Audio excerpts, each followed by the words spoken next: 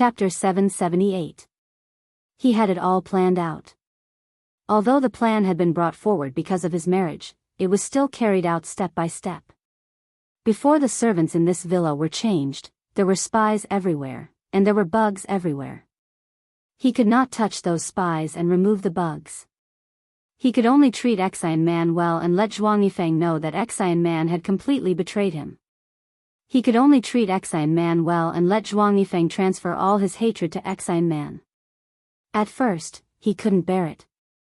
After all, Xian Man had never harmed him. But what could he do? Xiaoye had been kidnapped once. She would be kidnapped again.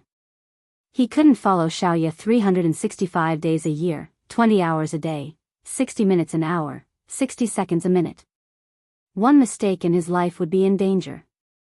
Between Xiaoye and Xian Man, even if Xian Man had never wronged him, he could only choose to give her up and let Zhuang Yifeng target her. He was indeed cold-blooded and ruthless. But when he saw Xiaoye trying to choke Xian Man to death with a pillow, the blood in his body boiled. He couldn't wait to kill Zhuang Yifeng immediately to end her pain. He had to bear with it. If he couldn't bear it, Zhuang Yifeng would have to be on guard. Once he was on guard, the time to kill him would be delayed indefinitely. But by the time he had settled everything, she had left. He had left without a trace. The cash check expired. She didn't withdraw a single cent and the bank returned it. He had checked her bank card. Her parents-in-law were using it. Her luggage was still in Qingfeng Garden. He tried to open the password lock on the luggage and entered her birthday. No. He entered her birthday. When he saw the password lock open with a click, he knew he was done for. His heart was in so much pain that he couldn't breathe. He didn't know how many more things belonged to her. Just the password lock for her birthday was enough to make him wish he was dead. He opened the luggage. It was filled with her daily clothes. She only brought 3 pairs of her favorite shoes. But she didn't take these things with her. The bed sheets were clean and placed in the cupboard. When he took it out, it still smelled of the sun. It was as if she had washed it yesterday. He opened the drawer in her closet. There were some gift boxes inside. It was a small box with exquisite packaging. He opened it. There was a tie and a handkerchief. The box was not broken, but the things inside had been cut up. It was just that they had not been thrown away. He put the pieces together. The violet handkerchief had a pink edge and was very beautiful. It could be folded into a beautiful flower and inserted into the breast pocket of his suit. At the corner of the handkerchief, there was a word embroidered, Chen. The word Chen was also embroidered on the inner hem of the tie. He knew he had broken her heart. She was deeply hurt. She was so hurt that she didn't want to take anything with her, not even a change of clothes. At that moment he fell on the carpet beside the bed with a dull thud. He thought about how many times he had spent the night in Qingfeng Garden. The next day, he would kick her out of bed and hear her fall to the carpet beside the bed with a thud. He would see her crawl up and call out his name through gritted teeth, Zhuang Yichen. At that time, he was very happy. He hated it when she called him boss in bed and called him boss off the bed. He was a very calculative person. He would not accede to every request of someone who called him boss. It turned out that she had always been different when she was with him. That was why he had been hiding her. He was afraid that she would be poisoned by Zhuang Yifeng. When she went on a blind date and found out that it was Kang Yun, he was furious. He could believe that she was just putting on an act, but he did not believe Kang Yun. He hated her past. There was only Kang Yun in that part of her past, not him. Zhuang Yifeng had been eyeing him covetously. At that time, he did not care about anything. He went to the proposal venue that had been booked and dragged her back. Now that Zhuang Yifeng was gone, he did not have to hide anymore. He could openly take her out to eat, watch TV, and play overseas. Every day when he thought about this, he was in so much pain that he could not sleep. It was as if someone was gouging out his heart and cutting his flesh. The woman that he had spent so much effort to protect was like a seed planted in his body. Without her, there was a huge hole in his heart. Every day, someone was still digging it out. It was so painful that he could not even cry out. Young master.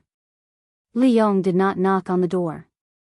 He pushed the door open and entered the bedroom. Now that Xiaoyu was not around, there was no need to hide too much. It was also to let Zhuang Yichen talk less. However, the moment he entered, he saw Zhuang Yichen curled up on the bed and crying softly. Li Yong's heart ached. He regretted coming in at this time. Zhuang Yichen usually hid it very well. He did not show much. At most, he would get angry. Now, he was curled up on the bed like a trapped beast. Why did he come in? Did he want to deprive a person who had nowhere to vent his pent-up emotions to hide in the room and cry? But he had already shouted. Just as he was about to leave, Zhuang Yichen shouted hoarsely, "Uncle Li." Li Yong responded with a trembling voice. Zhuang Yichen was still curled up. He hugged his shoes, clutched his chest, and sniffled. His voice was hoarse, as if he was enduring great pain. He said with trembling teeth, "Uncle Li, I feel terrible. My heart hurts so much. It's useless to massage it." Li Yong stood by the bed, tears streaming down his face. Young master, the photo studio has already redone the photos. I'm here to tell you. Should we still hang them in the same position?" When they had taken the photos, Zhuang Yichen had tyrannically demanded that the photo studio delete all the negatives. When the photos were destroyed, Xiaoya's face could not be seen. He had asked Li Yong to call the photo studio to ask for the negatives, but they said that they had already deleted them. He almost tore down the photo studio. Fortunately, when the wedding photos were taken, Xiaoya showed off and gave Yi Er and Xia Qian a copy each. Then, he copied Yi Er's copy and sent it to the photo studio to have it redone. Zhuang Yichen's memory was shockingly good. He knew which photos were made of crystal, which ones were made of wood, which ones were made of wood, which ones were made of wood, which ones were made of wood, and which ones were placed in the album. Okay, hang it up. Otherwise, I'll forget what she looks like. It was another weekend. Su Jian returned to Qing County from the provincial capital to visit his grandmother. Sister Jean said that she wanted to treat him to a meal, so he called Xiaoyu over. After the meal, Su Jian wanted to send Sister Jean and Xiaoyu home. However, Sister Jean said that she wanted to go for a walk and exercise after the meal. When they were walking, Xiaoyu was always indifferent. She did not say or express anything. Su Jian was also a man of few words. In Xiaoyu's impression, Su Jian was not such a person. When she saw him at Grandmother Su's house the other day, he was very humorous. The people in the county had a rich entertainment life. There were people dancing in public squares, fitness centers, and couples. Those songs were all street songs, the catchy kind. Sister Jean stood at the side of the square and twisted to the music. She touched her waist and said, "Xiaoyu, people say that I'm too fat and need to lose weight. I think I really need to lose weight. Sigh. I'll go and do some twists." "Huh, wait for me." Xiaoyu actually admired Sister Jin's sense of humor. She never thought that there was anything wrong with being fat. She always said, "I'm fat, but my skin is good. Those skinny people my age don't have skin as plump as mine." Xiaoyu was about to stand at the side and wait for Sister Jean when Su Jian reached out his hand to her. "Xiaoyu, please dance." "Huh? Aren't you going to do me the honor?" The man asked her to dance in a gentlemanly manner. He placed one hand behind his back and bowed slightly. It was the perfect posture for a dance. "I'm afraid that I'll step on your feet." "It's okay. I've been stepped on by you a few times so that I won't be stepped on by you next time. But I'm not wearing high heels. I'm so much taller than you." Xiaoyu felt that height was a big problem. If she were as tall as Yi Er, she would not have to wear high heels in front of Zhuang Yichen. Sigh. She thought that it was wrong of her to link everything to Zhuang Yichen again. Maybe it'll have a different effect. The music in the square stopped, and then it started again. The slow four-step dance was melodious. Soon, the people around them stopped dancing. They looked at the man and woman dancing in the middle of the square. Xiaoyu straightened his back and leaned back slightly, tiptoeing along with the dance. The woman looked quiet and beautiful. However, when she raised her head and puffed out her chest, she suddenly felt cold and elegant. The man was leisurely and handsome. He was as noble as a prince from a fairy tale. He was holding his partner in a gentlemanly manner. The dance steps were perfectly coordinated. Because the male and female leads were a perfect match, even a fancy spin would attract waves of applause. Xiaoyu, actually, the best way to forget a relationship is to jump into another one. Have you heard of this saying before? Su Jian was merely holding Xiaoyu's arm. It was only physical contact, unlike other people who wanted to pull the woman into their arms just for the sake of a pas de deux. His gaze was still looking in front. However, it was faint. Through the music, it reached Xiaoyu's ears. Huh? Xiaoyu was shocked. You don't have to hide or forget when you're healing a relationship. When you experience another relationship, you might slowly forget about it. People have to experience a lot of relationships in a lifetime. Some will be broken. When it's broken, there will be hurt. However, life goes on, doesn't it? Su Jian led Xiaoyu around as he spoke in a gentle tone. Actually, you can settle for the next best thing. This time, Xiaoyu really stepped on Su Jian's foot. However, she swore that she did not do it on purpose. Su Jian did not mind. He stopped and held Xiaoyu's shoulder. Xiaoyu, be my girlfriend. I think you don't have to wait until you've forgotten someone before you can accept someone else. You. How did you know? Xiaoyu put down her tiptoes and looked at Su Jian uneasily. She had forgotten that his hands were still holding her shoulders. However, this gentleman only had a gentle smile. Even though it was night time and the lights in the square were not bright, his smile was so gentle. It was as gentle as the early spring sunshine. It was warm and did not hurt. Since the day I sent you home and asked you why you didn't want to earn money, I guessed that you were hurt. Awesome novel, Xinwu 799. Chapter 779. At your age, the things you make are exquisite and beautiful. You can definitely make a career in a big city. Moreover. Su Jian smiled faintly, but there was a sharp light in his gentle eyes, as if he could see through everything. Moreover, I've already said that I'll introduce you to some business, but you're not willing to accept it. You can make more money easily, but you refuse. This means that you're afraid of being idle. You have exquisite handwork skills and understand design concepts. You're so good in appearance, but you're single. Your eyes are dim and there's a strong sense of melancholy. If you're not injured, then you've encountered a major setback. Seeing that Xiaoyu was in a daze, Su Jian took her hand again and held her waist. He started dancing again. There were no more fancy moves, just simple steps. Xiaoyu, I've been thinking about these problems in the past few days back in the provincial capital. Sister Jean said that you're a loner, but I always feel that there's a fire in your heart that will definitely burn very passionately. Xiaoyu, let's date. Young Master Su, you know nothing about me except for my name. I'm the same about you. Just take it as a joke. Xiaoyu used to entertain guests often, so naturally, she would not blush, run away, or hide like a teenager. She moved along with Su Jian's steps, just waiting for the song to stop. I, Su Jian, 25 years old. My ancestral home is Qing County. I live in Sea City. My grandmother, maternal grandparents, and parents are all alive. After my grandfather passed away, my grandmother insisted on coming back to take care of the house in Qing County. Our family runs a jewelry business. We have a jade processing factory in Yunnan and our own diamond factory in South Africa. Currently, our Su Ji jewelry store is in all the major shopping malls in the country. I've been in 3 relationships, but they ended without any illness. At this time, Xiaoyu pushed Su Jian away in a panic. She had thought about starting a new life. She really had thought about finding a substitute. She had even thought about it. As long as she could forget about Zhuang Yichen, she did not care whether she hurt anyone or not. The feeling of being alone was not good.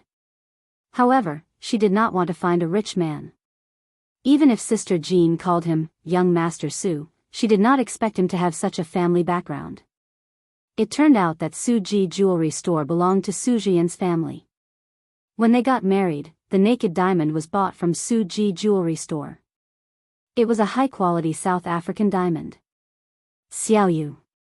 Su Jian caught up with Xiaoyu, who had been silent all this while. Holding her hand, he said, "Xiaoyu, what if I told you that during the few days I was back in Sea City, all I could think about was the way you ate without saying a word, the way you lowered your head and made curtains, and the way you held onto your seatbelt and looked straight ahead? Do you find it unbelievable?" Xiaoyu shook his head and tried to shake off Su Jian's hand. "I just want to live a normal life. Young Master Su, don't disturb me." Su Jian did not let go. "I won't disturb your peace. If you like to stay in Qing County, then stay in Qing County. I'll come back every week unless I'm on a business trip. Why reject me so quickly? I'm not interested in rich people. Even if your former lover is very rich, do you have to treat all rich people as enemies? Young Master Su. I have a name." Su Jian was very particular about the way he addressed her. This was the first time he had used a heavy tone. "I'm going back." As Su Jian watched Xiaoyu run out of the plaza, he hailed a taxi and let out a sigh.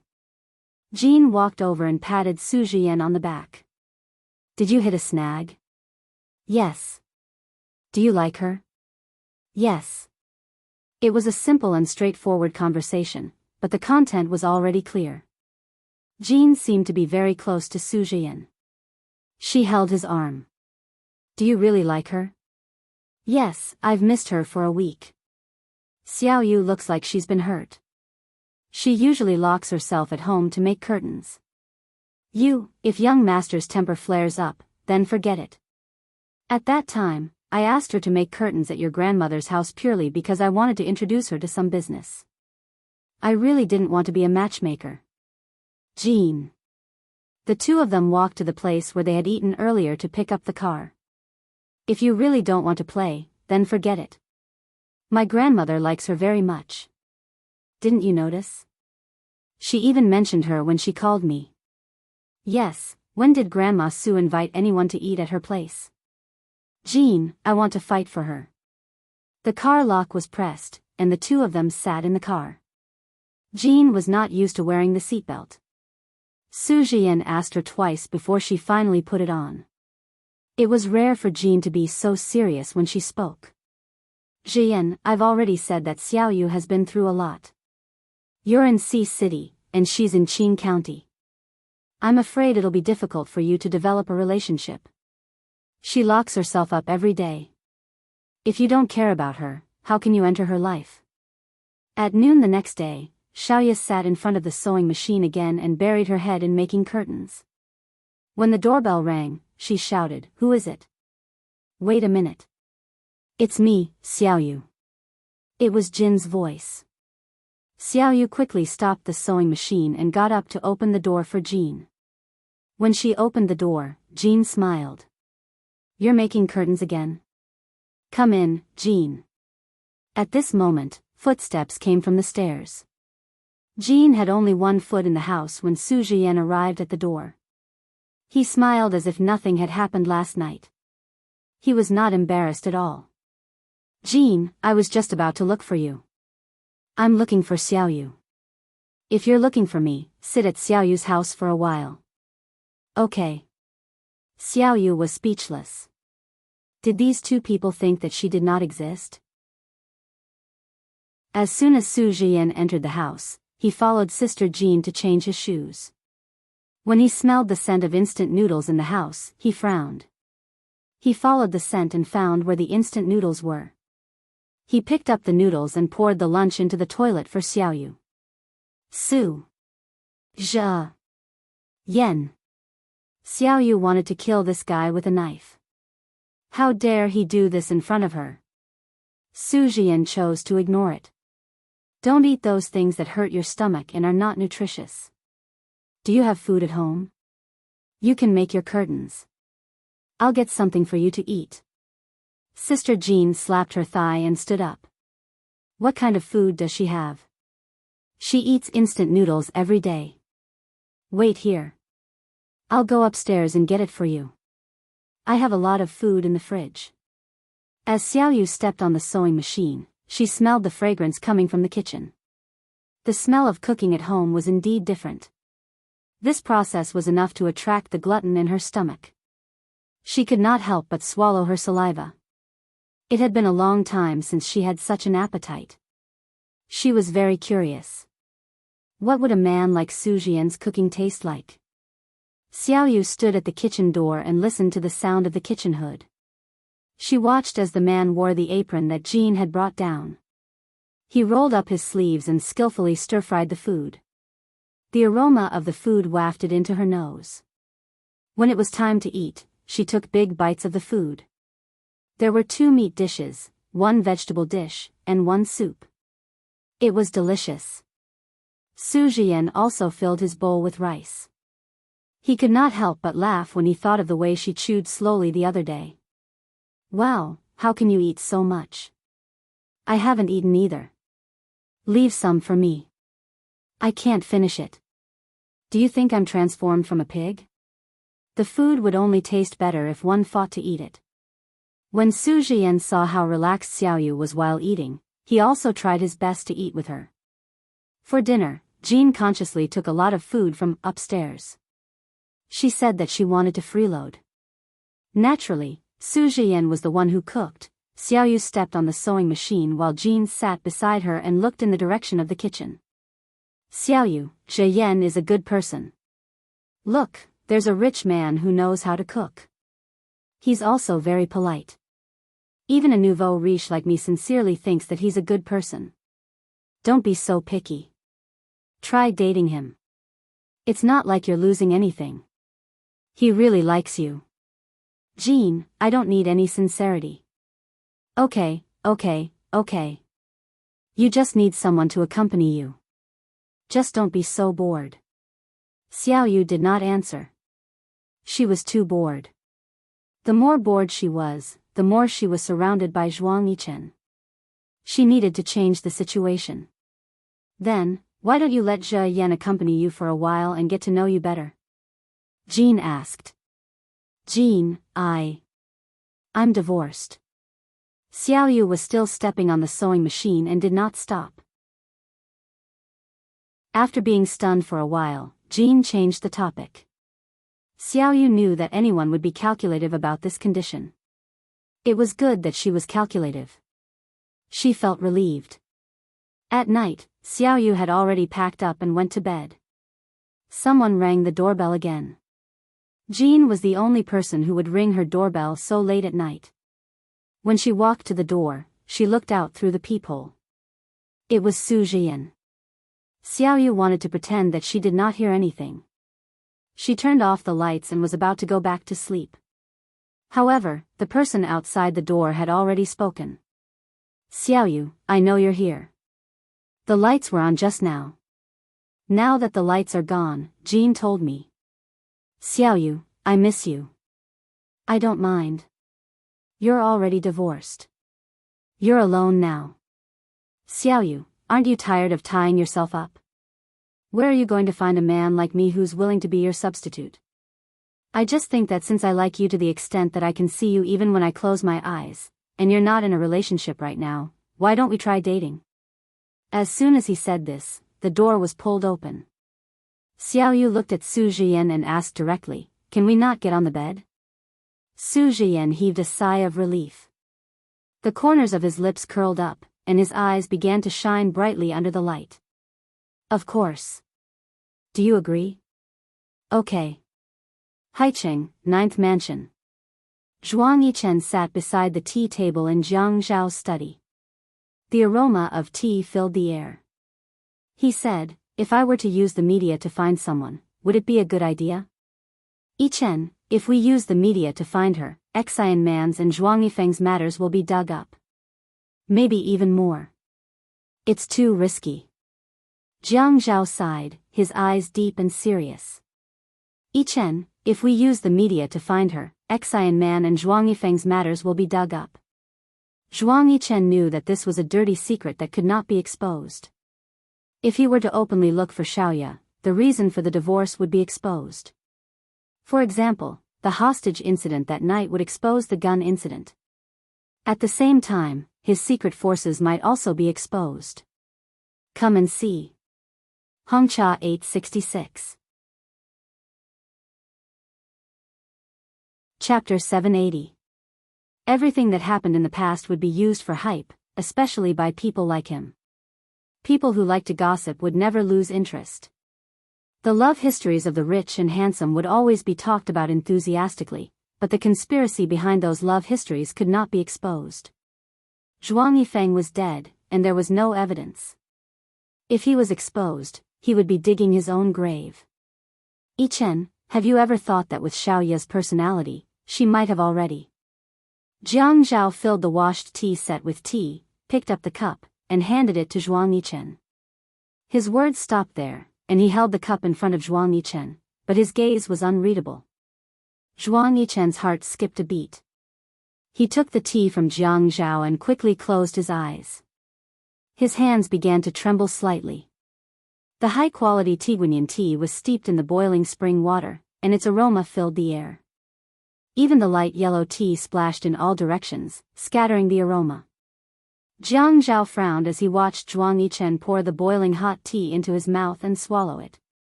Zhuang Yichen took a deep breath. His heart skipped a beat just now, and it suddenly froze. A chill ran through his body. Fortunately, there was a cup of boiling hot tea. It was not that he had not thought about what Jiang Zhao said. He had thought about it before, and that was why he wanted Jiang Zhao to help him come up with ideas. In the past, he thought that man could conquer nature, but now, he felt powerless. He wanted to surrender and admit defeat. He could not stand the futility, hopelessness, and disappointment every day. He knew that if this happened again, he would be in despair. He restored everything. The photos, quilt, shoes, clothes, tie, handkerchief, and the furnishings in the room. Even the skincare products she used, he put them all back in their original position. Just like that. Day after day. He could not hold on for much longer. He was afraid. He was afraid that if this continued, he would either die or go crazy. He had never been tortured like this before. Back then, when Zhuang Yifeng snatched Xian Man away, he did not want to get her back so desperately. He did not even think about it. He did not even take the initiative to look for her. It was Xian Man who felt sorry for him and took the initiative to look for him.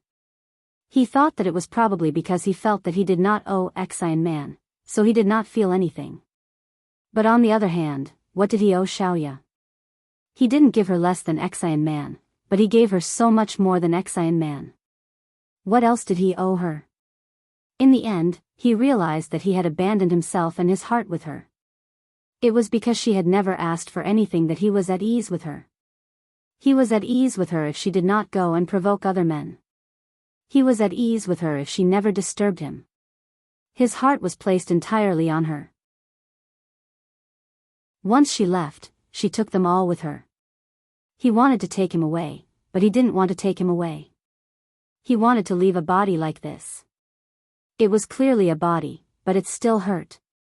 Every day, he had to endure the pain. In his dreams, he had to endure her shadow coming back to dig out his flesh and drink his blood. He started to be jealous of Kang Yun.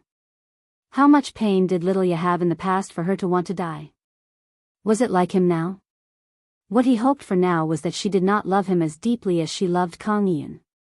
She did not want to die because of sadness. If that was the case, he could continue to look for her. How could he not know that with Xiaoya's personality, she might already have a man?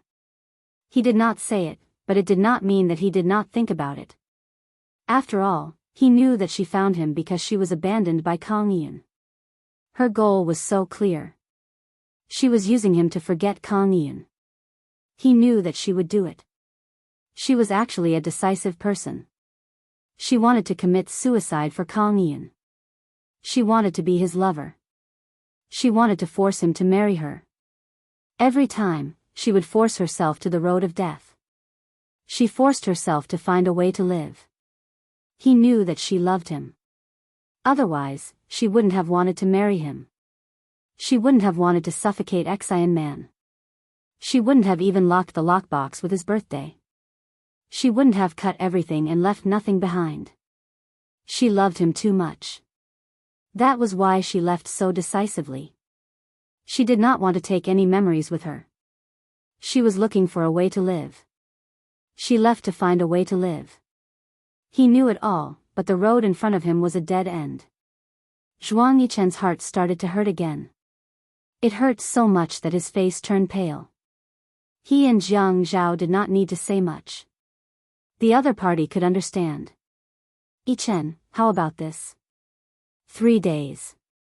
I'll use 3 days to get the people from the Industry and Commerce Bureau to find all the registration information of all the clothing companies and factories in the country for you. Xiaoye has a skill. When she left, she did not take her passport with her. Could she have left the country? We'll look for her in the country. We'll start with the clothing line. If it doesn't work, we'll do a big search. If it doesn't work, I'll ask Zhuahao for help. Some of the things in the army are very advanced. Are you afraid that we won't be able to find thousands of Xiaoye Qius? Zhuang Yichen's throat was choked up. He could only nod and take a deep breath. Brother Zhao, thank you. Jiang Zhao had never seen Zhuang Yichen reveal his own predicament and weakness in front of him. He was touched. It's just that I happen to have such resources. It's convenient for you. I also know that you're anxious. Spring came and went. Cold came and went. Time always changed people's situation. The summer in the southern cities was always long. The cold came later. This autumn, the flowers were still blooming. It had been 2.5 years since they left Haicheng. Xiaoyu brought his 1.5-year-old daughter to chase butterflies in the garden in front of the villa. The little girl's hair was very shiny. It was thick and black. It almost reached her shoulders, but it was not tied up. Her face was pink and delicate. The little girl stretched out her little hand and reached out when she saw the butterflies in the garden. She did not run very fast and fell from time to time. However, her gaze was still on the butterflies in the garden that were chasing around the flowers. Mommy, Mommy, Xiaoyu's long hair was draped over her shoulders. She squatted by the flowers and pointed her index finger at the little girl. Her eyes were wide open. Shoo. Baby, shoo. The little girl's eyes were bright. She imitated her mother and pointed her index finger at her mouth. Her eyes were wide open. Shoo, shoo. Baby, shoo. Xiaoyu had a blissful smile on her face. Seeing that another butterfly had landed on the flower in front of her, she carefully held out her palm in an attempt to catch the butterfly. The little girl imitated her mother and stood by the flower shrub, holding out her palm. However, her actions were careless. The little girl laughed and screamed excitedly. Ah! Shoo, shoo, baby, he kept saying. The child was imitating her mother. She picked a sentence and said it many times. It was better if she was noisy. She saw that her mother was serious and wanted to destroy the butterflies. She ran over, scared them away, and continued to chase after them. Yo-yo! Xiaoyu laughed and shouted. Yo-yo ran dangerously and laughed along the way. The reason why it was said that Yo-yo was running dangerously was because she looked like she was running unsteadily and could fall at any moment. However, she continued to run without any fear. Xiaoyu saw that Yo-yo was wearing a pink and blue princess dress. She had made a pink and blue spaghetti strap dress herself. Her daughter was mischievous and her mother was as gentle as the wind. Mommy, Mommy, Yo-yo pointed at the butterflies on the flowers. Mommy, Mommy, butterfly, butterfly. I'm not going to catch them for you. They're bad. Xiaoyu wiped the sweat off his forehead. Yo-Yo suddenly ran toward Xiaoyu. Xiaoyu was happy and reached out to carry her. However, Yo-Yo ran past her and ran into the arms of another person. "Daddy, Daddy, butterfly, butterfly." The man was handsome. When he smiled, the sunlight shining on the garden was gentle and warm. "Baby." He planted a kiss on Yo-Yo's cheek. The sweetness of his doting made the little princess in his arms tremble with joy. The man asked, "Daddy will catch butterflies for baby, okay?" "Okay, okay." "How will baby thank Daddy?" "Kiss," the little princess said in a childish voice. She then smeared her saliva all over the man's face. "Ah, it smells so good." The man tilted his head and snuggled into the little princess's neck, laughing loudly. "Smells so good, smells so good. Baby's kiss smells so good. Daddy will catch so many good butterflies for baby." Xiaoyu smiled and walked over. "Jian, don't spoil her. It's tiring to work." "Let me carry Yo-Yo," Xiaoyu said gently. "No, I haven't carried baby for a day. I don't feel tired at all when I carry baby." Although Su Jian was talking to Xiaoyu, he was actually talking to Yo-Yo. When he saw Yo-Yo smiling, he raised his chin and said, "Isn't that right? Isn't that right? My little Yo-Yo, isn't that right? I miss Daddy. Yo-Yo misses Daddy, Daddy, hurry up and catch butterflies for baby. Baby misses Daddy as a reward, okay?" Su Jian handed Yo-Yo to Xiaoyu. When Xiaoyu took Yo-Yo, Su Jian planted a kiss on Xiaoyu's forehead. "How about you? Did you miss me?" Xiaoyu chuckled. "Yes." "Okay." Su Jian rolled up his sleeves. "I'm going to catch butterflies for my wife and sweetheart." Xiaoyu watched as Su Jian entered the villa and took a large decorative glass bottle. He then filled it with fresh flowers and placed it on the grass. Then, he went to catch butterflies seriously. Initially, there were not many butterflies in the garden in front of the villa. However, one day, Yo-Yo saw butterflies flying around on the television. She clapped her hands excitedly and screamed for butterflies. The next day, he asked his men to replace the flowers in the garden with flowers that attracted butterflies. Then, he asked his men to bring a few thousand butterflies home. That day, when he released the butterflies from the box, Yo-Yo ran around the garden excitedly. Some of the butterflies ran away. However, as the flowers in the garden were very fragrant, most of the butterflies stayed behind. She knew what he was thinking. He wanted to give her everything she wanted. A flash marriage. What a thrilling marriage. They had known each other for a week. After she agreed to be his girlfriend, he took out his household register and secretly brought her to get a marriage certificate 3 days later. What was done could not be undone. He said that in this lifetime, he would do something impulsive that followed his heart at least once. And that was to get married for a woman that he missed all the time. He knew that it was a risk, but he wanted to take this risk for once in his life. He said that he did not mind being that person's substitute. After all, life was long. One day, he would be able to make her happy. Every day, he racked his brains to make her happy. He was so good to her. His family was in a mess because of her divorce, but he still persisted. He said that he was taking a risk and was impulsive. However, he was a man. He had to be responsible for his impulsiveness and risk. He persisted not only for the sake of responsibility but also for hope. Only by persisting would they have hope. She thought that God pitied her. He pitied her for being hurt so deeply by 2 men. Therefore, he sent her such a man to make up for the hurt she had suffered in the past. Then, she would be in his arms and slowly forget the pain that was carved into her bones. Come and see. Xinwu 799. Chapter 781. At night. Su Jian was in the nursery, holding Yo-Yo in his arms as he told her a story. His voice was gentle and soothing. Once upon a time, in a forest, there lived a mother pig, a father pig, and 3 adorable pig babies.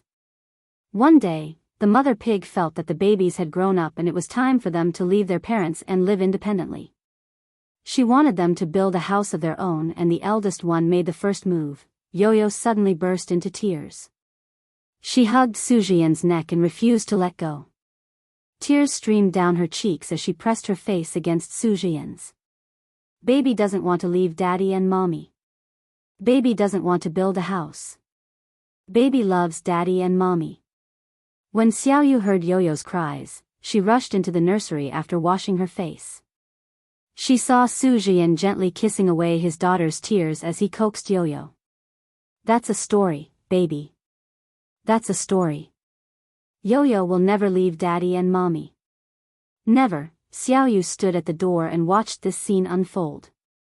When she saw her husband coaxing her daughter gently, her heart softened. She heard her husband swearing to their daughter that they would never leave each other.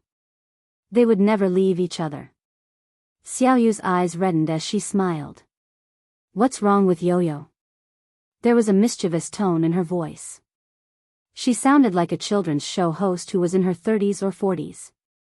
A group of children would surround her and call her sister. Then, she would use her sweet voice to get closer to the children. Her mischievous tone was filled with gentleness. Xiaoyu had never imagined that she could be so gentle. When she saw the child being born on the first day, she opened her eyes weakly and watched as the doctor held the child up. It's a girl. A very beautiful girl. At that time, some of the blood on Yo-Yo's body had been wiped off. However, there were still some bloodstains. Xiaoyu watched as Yo-Yo kicked her limbs and closed her eyes. Her cries were clear and crisp. Xiaoyu had never felt that there was such a voice in the world. It was so mesmerizing and it surpassed all other voices. Xiaoyu had heard children crying in the past, but she did not like it. However, when she heard Yo-Yo's first cry, she thought that she had been moved by Yo-Yo's cries and was moved to tears. Later on, she could not hear the sounds clearly, but she always remembered that this was her child.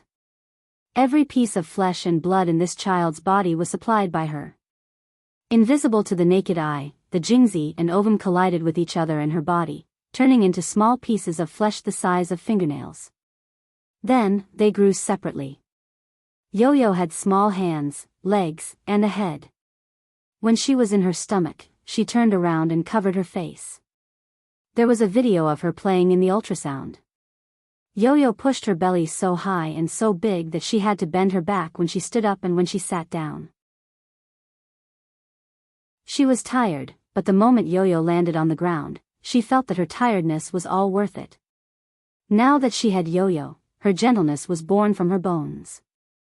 She had never been so tolerant and patient, even if that child had made her angry countless times and made her so angry that she wanted to hit her.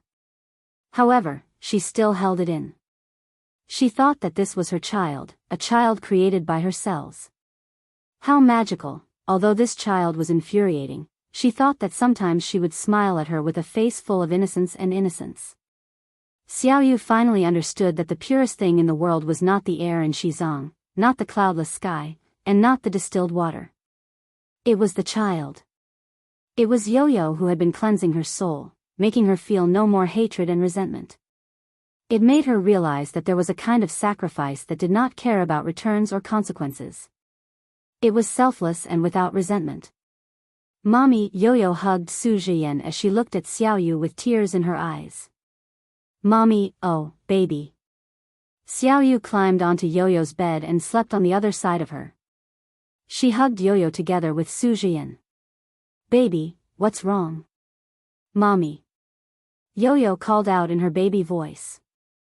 Although a child at such a young age could occasionally speak in an orderly manner, she would also be too anxious to form words.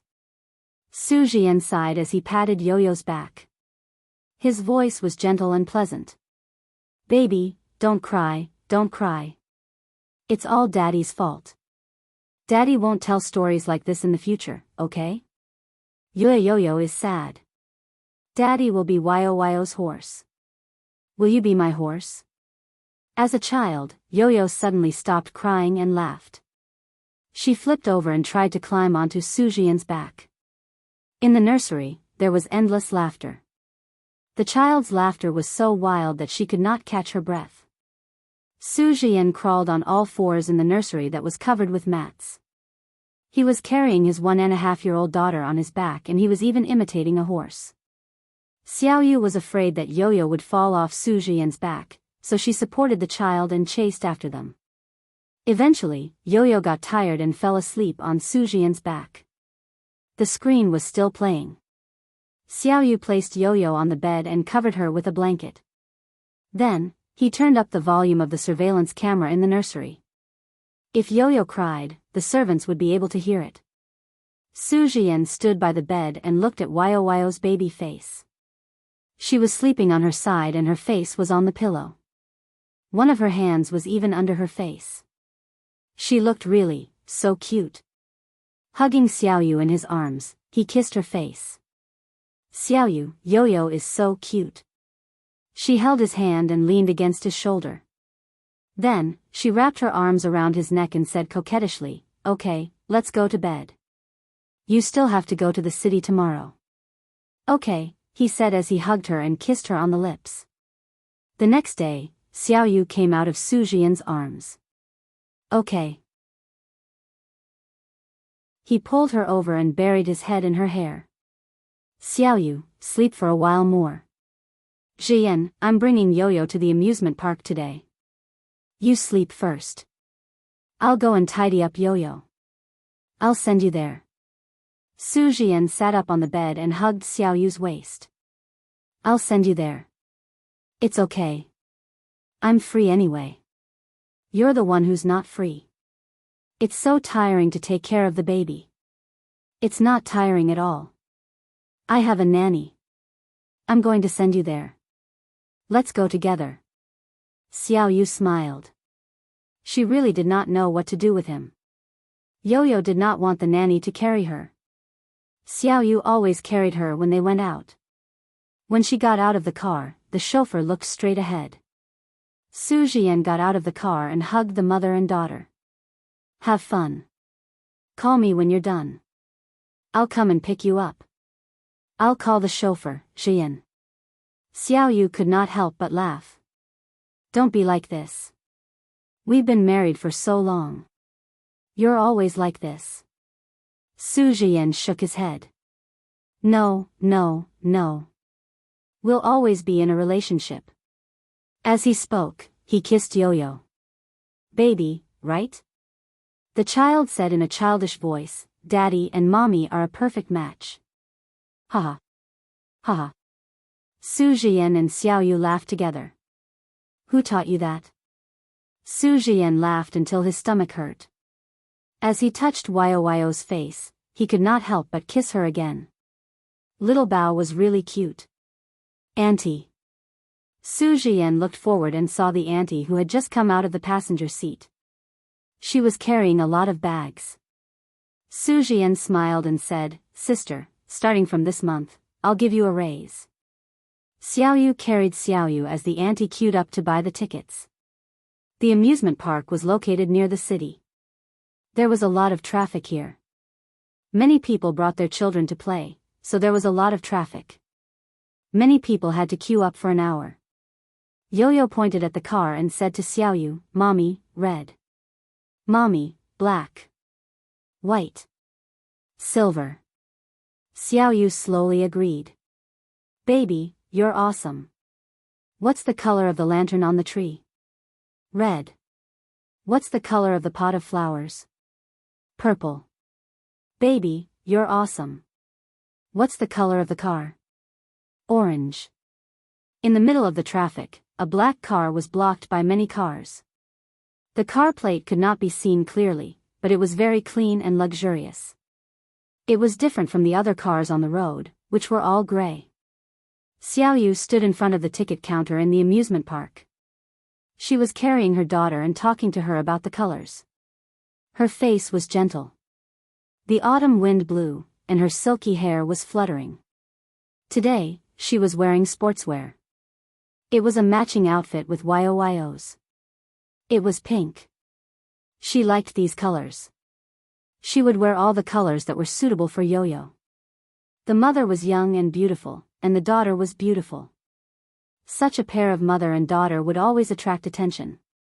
The black car was so dark that one could not see what was going on inside. However, there was an even darker shadow in the back seat. It looked like the outline of a person. Xiao Yu kissed Yo-Yo on the cheek. "Reward, baby." "Madam." The housekeeper came out of the crowd with the tickets. She raised her hand and waved at Xiao Yu's back. "Madam, the tickets are ready." "Oh, let's go and play." "Let's go and play." Xiao Yu carried Yo-Yo with her other hand. In the black car, the handsome man's slender eyes stared out of the window. His breath was cold and dry, as if the breath he exhaled at any time could cause frostbite. His eyes fell on the amusement park in the traffic jam. Li Yong said, "Sigh, it's the weekend today." "If it's the weekend, it won't be able to get out even after 2 hours." "There's no hurry," Zhuang Yichen said simply. The wind was blowing outside, blowing the trees and causing them to sway up and down.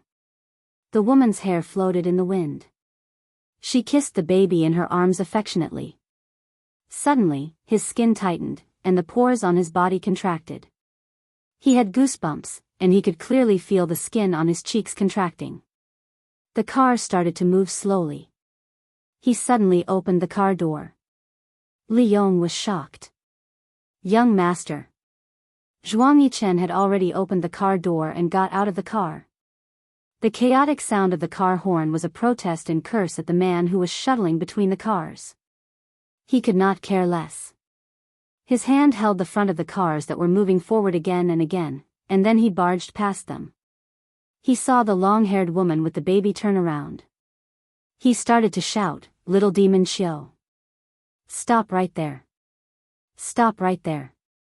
He was so anxious that his eyes were red. A car wanted to pass in front of him to buy some time. He strode over and punched the hood of the car. Attention, Xinwu 799. Chapter 782.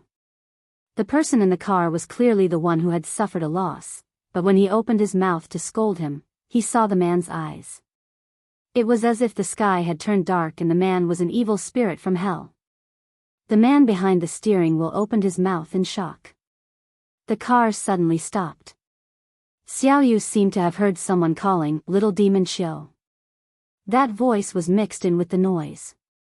She carried Yo-Yo and quickly paid for the ticket. There was a voice that had been sealed. She would never remember it again. Even if it was familiar. Xiao Yu knew that she was a loyal and heartless person. When she loved, she would break her bones. When she forgot, she would break her bones and body at all costs. After her rebirth, she would help her husband and raise her children and live a peaceful life. Zhuang Yichen saw the way the woman carried the baby girl. She pointed here and there with a gentle smile as if she was saying something to the baby girl. She was very patient. He had never seen little demon Xiao with long hair. He had never seen such an elegant little demon Xiao. A seal was placed on her. She was no longer little demon Xiao. She was Xiao Ye Qiu. He chased after her but was stopped by the staff at the entrance. He did not buy a ticket. Now, he had to queue to buy a ticket. He took out his wallet from his pocket. When he opened it, there was no cash. There was their wedding photo in the wallet. He gently hooked her chin and kissed her. There was sunlight on the other side. It shone through, blurring their silhouettes. However, what was clear was the deep love between their lips. There was no pretense. He just kissed her passionately. The photographer liked this photo very much. The photography studio said that they needed their permission to advertise the photo. They would pay for it. What a joke. Would he want that money? Not to mention advertising, he would not even leave the negatives for them. Did he get the wrong person? But how could he get the wrong person? Other than the clothes, the aura, the hair, other than her face, there was nothing else that resembled his little demon. But even if it was just her face, he had to find her.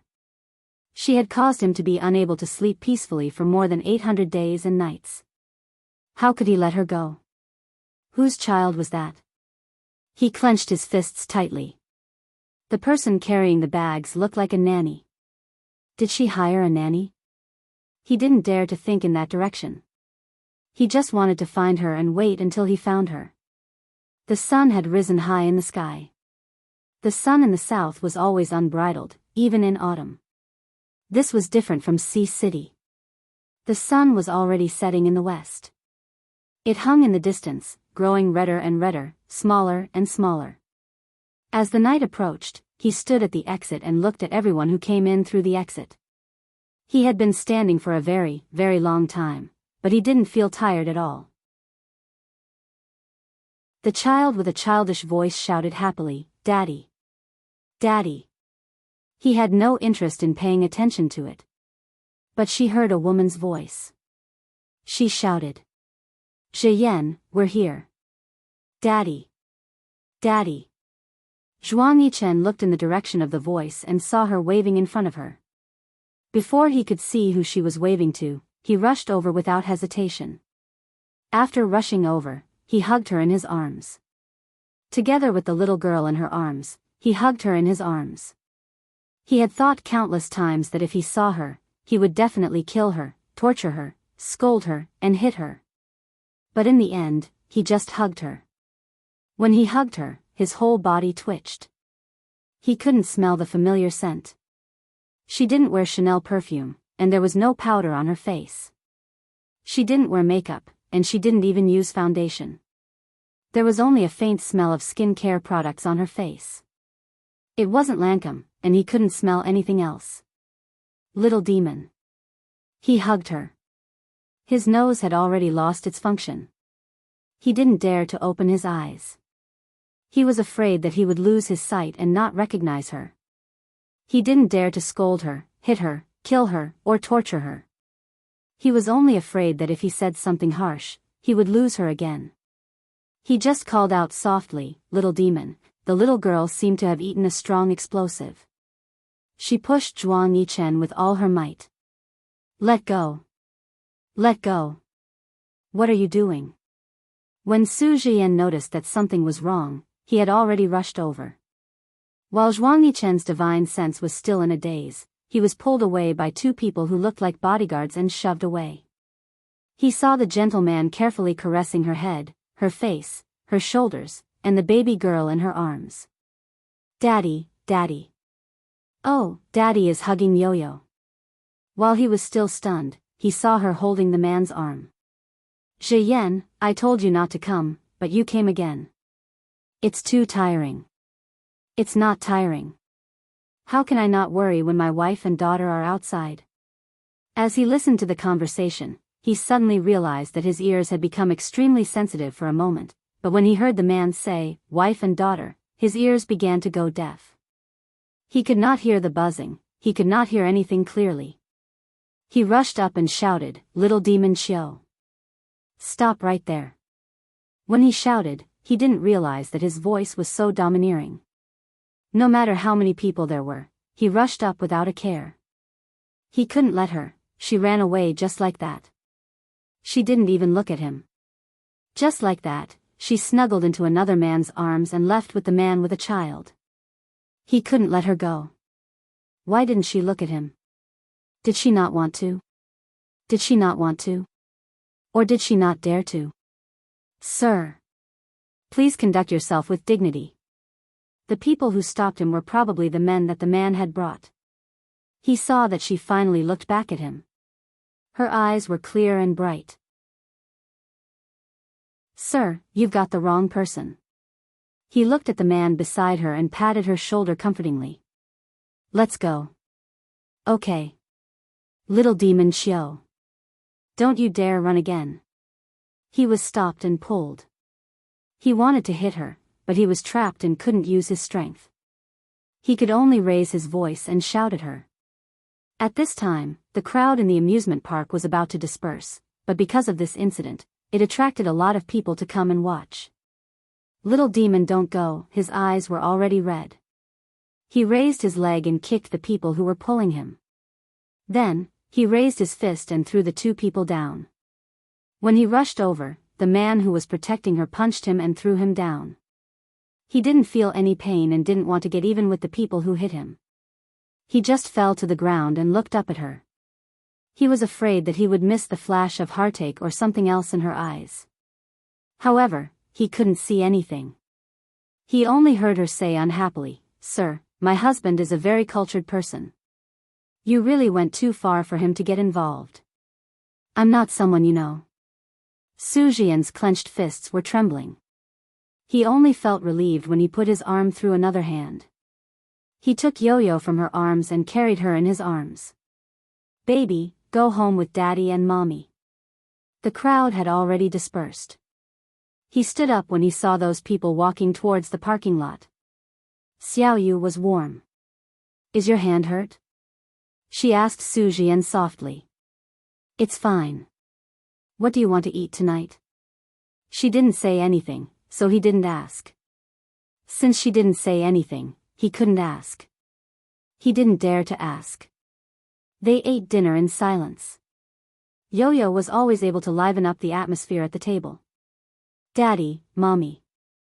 These few simple words from her mouth were enough to make the adults happy. They returned to the villa in the suburbs. Xiaoyu didn't like living in the big city.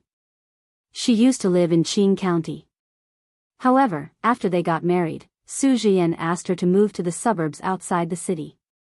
It was not in the city and it was quiet. Moreover, if she didn't move out after getting married, the Su family would have something to say. There were some bugs outside the villa. It seemed that they hadn't used up all their energy and wanted to vent.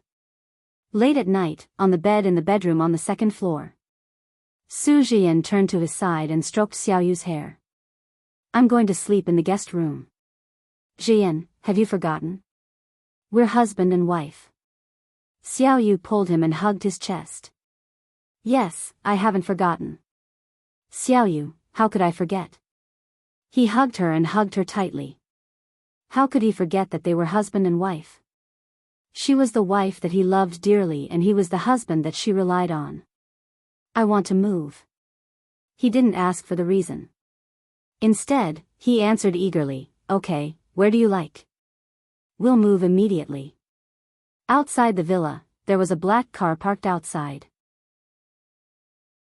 The man sitting in the car seemed to be extremely cold, because his fists were clenched tightly and he was trembling from the cold. "Uncle Li, hurry up again. Why haven't you found anything yet?"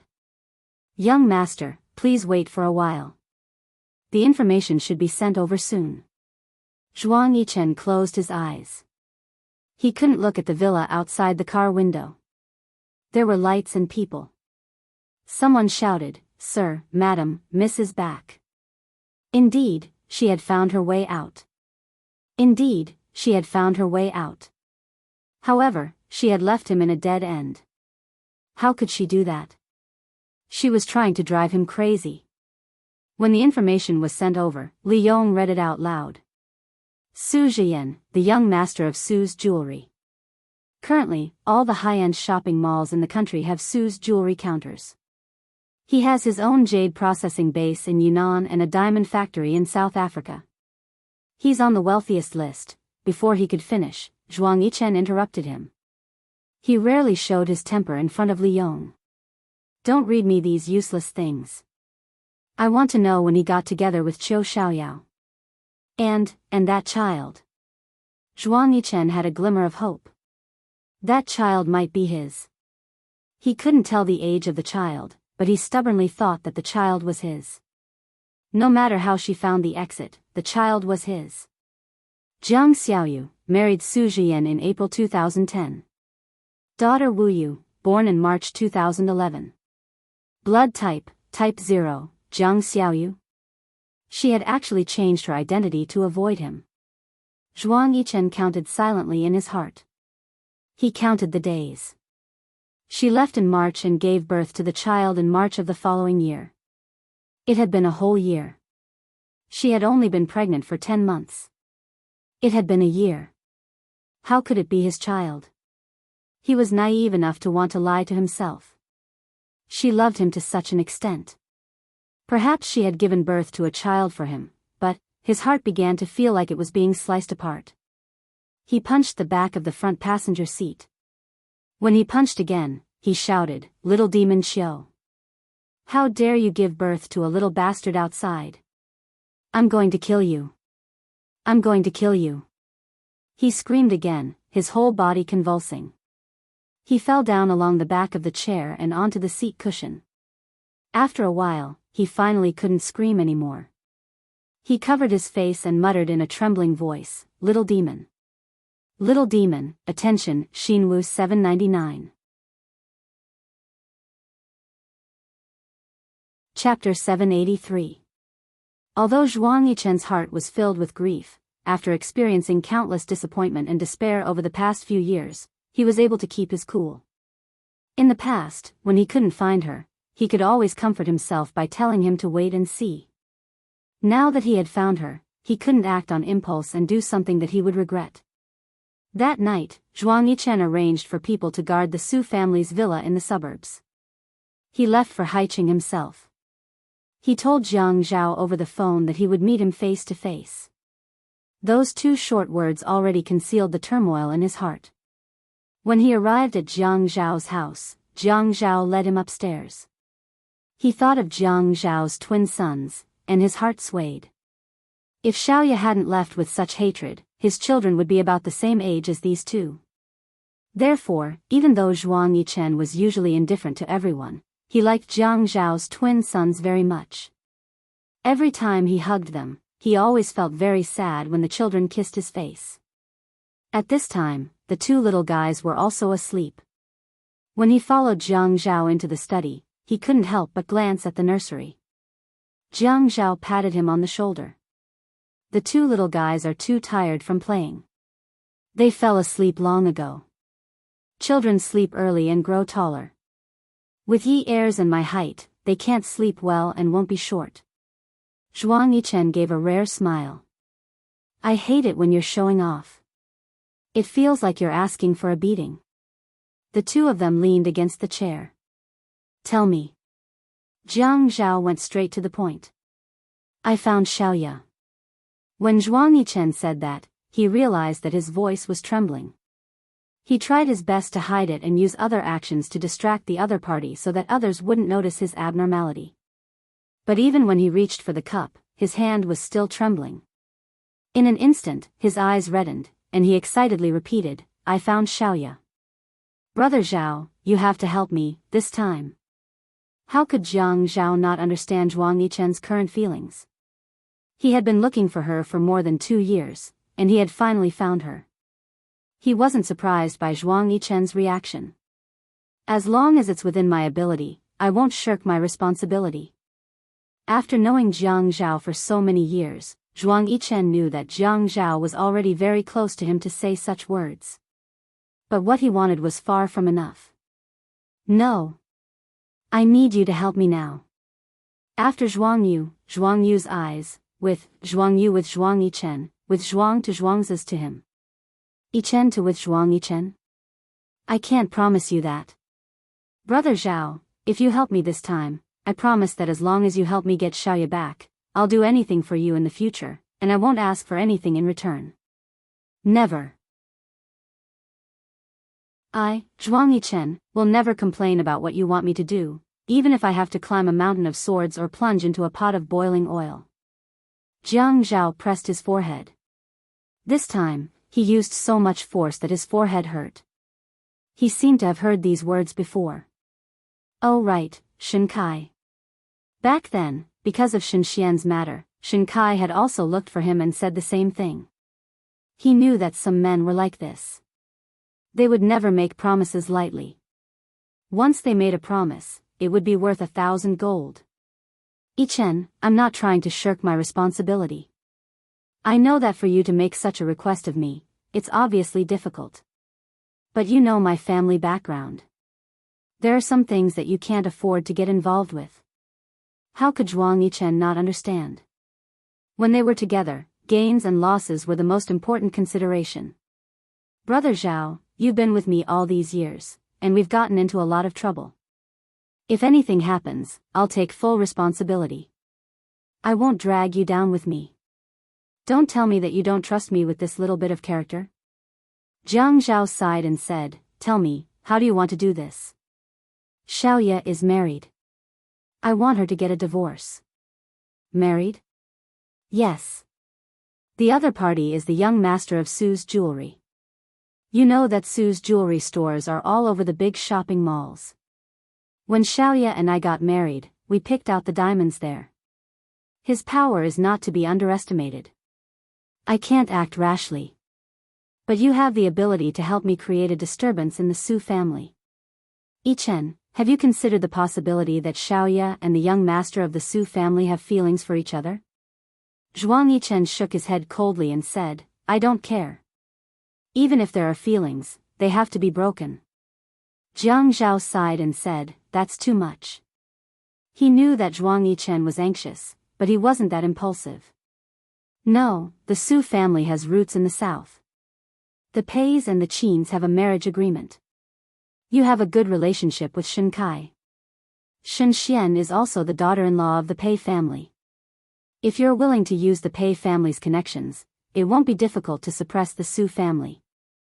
Jiang Zhao clenched his fist and wanted to smash it on his forehead. Wasn't he vexed that he couldn't use the Pei family's connections? Feiyu wasn't willing to marry over at all. The Qin family hadn't communicated with the Pei family and thought that time would pass. It was true that he had a good relationship with Shen Xian, but why had Shen Xian married into the Pei family? What was going on? He couldn't possibly use his sister's happiness to exchange for Zhuang Yichen's happiness. This was a problem that couldn't be compared. I don't want to use the Pei family's connections for the time being. I'll think of another way. Can you hurry up? It won't be soon. Brother Zhao, I can't wait too long. What do you want the Su family to do? The possibility of bankruptcy. That's impossible. After all, they're very powerful. However, the huge turmoil has caused the family to pressure them to get a divorce. This must be done quickly. It can't be delayed. Zhuang Yichen knew that a long delay meant trouble. The longer they delayed, the more prepared they would be. If Xiaoya didn't want to return to his side now, she would definitely find a way to deal with it. He couldn't give her this time. 10 days later. All of the Su jewelry in Haicheng had quality problems. Fake jade was mixed in and sold at high prices. There wasn't enough gold, and the diamond grade certificate was fake. Shoddy goods. The Supreme Court of Haicheng handled customer complaints and broadcasted the news on the provincial TV channel. This news quickly became the first news on the provincial TV channel. The newspapers and periodicals occupied the main page. For a time, the Su family was in danger. They also regretted it. The chairman of the Su family was listening to the phone with his eyes closed. The man on the other end said lazily and confidently, I just want your son to divorce Jiang Xiaoyu, and this matter will settle down. Zhuang Yichen knew that he couldn't go out and force Xiaoya. He had to wait for her to appear. However, 5 days later, he still hadn't received any news about the divorce of the young master of the Su family. He couldn't sit still anymore. He knew that she was so heartless. She was going to treat him like how she treated Kang Yun, but he wasn't Kang Yun. Kang Yun was already married, but he wasn't. He didn't believe that he couldn't find her in this lifetime. If he couldn't find her in this lifetime, he would be single. Since he had found her, he wouldn't let her abandon him. He wasn't Kang Yun. He couldn't do it. Qiu Xiaoyao was his, and she could only be his. Xiaoyu was playing with Yo-Yo in the garden. When her phone rang, she thought it was Su Jian. While paying attention to Yo-Yo, she swiped the phone without looking at the screen. Jian, what's wrong? Jian? Zhuang Yichen smiled coldly. Xiaoyu was shocked for a moment. Zhuang Yichen said, hang up. The Su family is in trouble again. What trouble? Xiaoyu didn't understand. It seems like you don't know. The Su family is about to collapse, and it's all because of you. Xiaoyu rarely watched television, especially the news. She wouldn't even touch the internet. She didn't want to contact the outside world, so how could she know about the Su family's situation? What has it got to do with me? Because I've said it before. If you don't divorce Su Jian, I'll bring down this ace family. Do you believe me? Xiaoyu hung up the phone, and it fell to the ground because she couldn't hold it properly. Su Jian was still the same as usual when he returned home. He still had a warm smile on his face, and he took care of his daughter and her carefully. He told his daughter bedtime stories, kissed her, hugged her to sleep, and kissed her passionately. She turned on the computer at home and began to search. When she saw the full page of news, she began to cry. The location of the incident was Haicheng. She knew that Zhuang Yichen had the ability to do so. How could a family with a diamond family's reputation be tarnished? However, her husband, who had helped her through thick and thin, was smiling gently in front of her. He was gentle and meticulous. How could he do this when such a big thing had happened to his family? He could do this. Su Jian. Xiaoyu lay on the computer table, sobbing uncontrollably. All these years, she had never cried for another man. Su Jian said, Xiaoyu, I can't say that I can walk into your heart and make you feel happy, but I won't make you cry. I'll do my best to make you smile. When she was with him, she really didn't cry. He was always thinking of her. He let her sleep in peace and let their daughter Wu Yu. In order to make her stop crying, he endured the pressure and smiled at her. How did he manage to smile? Xiaoyu cried until she had no energy left. She knew that Zhuang Yichen was the kind of person who would do things to the end. She couldn't find her phone, so she ran back to the garden. Yo-Yo was still catching butterflies outside. Xiaoyu picked up the phone on the ground and dialed the number that she had just received. The person on the other end picked up quickly and shouted anxiously, Xiaoyao. Zhuang Yichen, you're so ruthless. Do you still want me to come back to your side? Xiaoyao, I want you to come back to my side every day. Every day. Xiaoyu laughed sarcastically. Ha, that's funny. Aren't you a clean freak? I've already remarried. I have my own husband. I have the most intimate relationship with him. You actually want someone else to sleep with you? There was silence on the other end of the phone. Just as Xiaoyu was about to hang up, Zhuang Yichen let out a long sigh. Xiaoyao, you dare to climb into my bed to forget Kang Yun. Do you think I don't know that you'll use the same method to forget me? For the past 800 days, I've already known that you have another man. There's no doubt about it. It's just that I haven't been able to find you. Are you a clean freak? The tie on my neck and the handkerchief on my chest have only been washed twice in the past 2 years. Do you think I'll find them dirty? Xiaoyu listened to the man's voice on the other end of the phone. A man who refuses to let go of the past is the most. Before she could finish her sentence, Zhuang Yichen continued, the most useless? Come and see, Hongcha 866. Chapter 784. Heh, he mocked himself coldly. Why do I need to be successful? Who do I need to prove it to? Is there anyone around me who can see my potential? Uncle Li? He doesn't need me. He has seen every side of me. What does it matter if I'm successful or not? She was stunned. Don't you read the news? Don't you go online? Don't you read the newspapers? He questioned angrily. Little demon Xiao. Do you have a conscience? I've been looking for you for so many years. I've explained to you. I've stood in front of so many people to explain to you, but you didn't respond to me at all. You hid so far away to give birth to another man's child. How can you be so cruel? Xiaoyu gripped the phone so tightly that her hands turned white. You've always known that I'm the most heartless. Otherwise, I would have turned back when Kang Yin came back to find me. Yes, I know. You're the most heartless and loyal. Have you fallen in love with Su Jian now? Yes, I love him. Heh, you loved me back then too. When the time comes, you'll forget about him just like how you forgot about me. I won't, because he loves me. I love you too. Xiao Yu closed her eyes forcefully. Zhuang Yichen, let's stop. This storm will pass. We have a child. We can never be separated. All right then, I'll let you see the Su family suffer a crushing defeat. I, Zhuang Yichen, am all alone now. What do I have to be afraid of? Other people's families are ruined. What about me? I'm all alone. I'm all alone. What do I have to be afraid of? Zhuang Yichen almost lost control of himself as he roared into the phone. Don't you love him?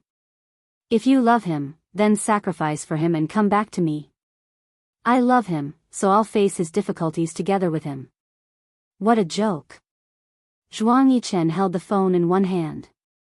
His knuckles turned white as he gripped the phone tightly. Suddenly, he felt a sharp pain in his heart. It was so painful that he tasted blood. A sweet smell rushed out and he coughed softly. When Li Yong saw this, he was shocked, but he didn't dare to say anything.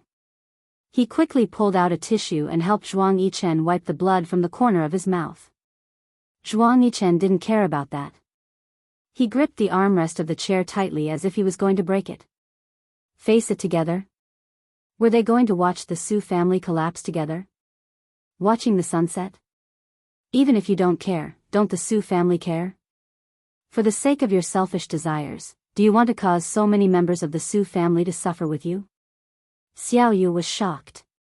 She felt that she had fallen into the abyss again.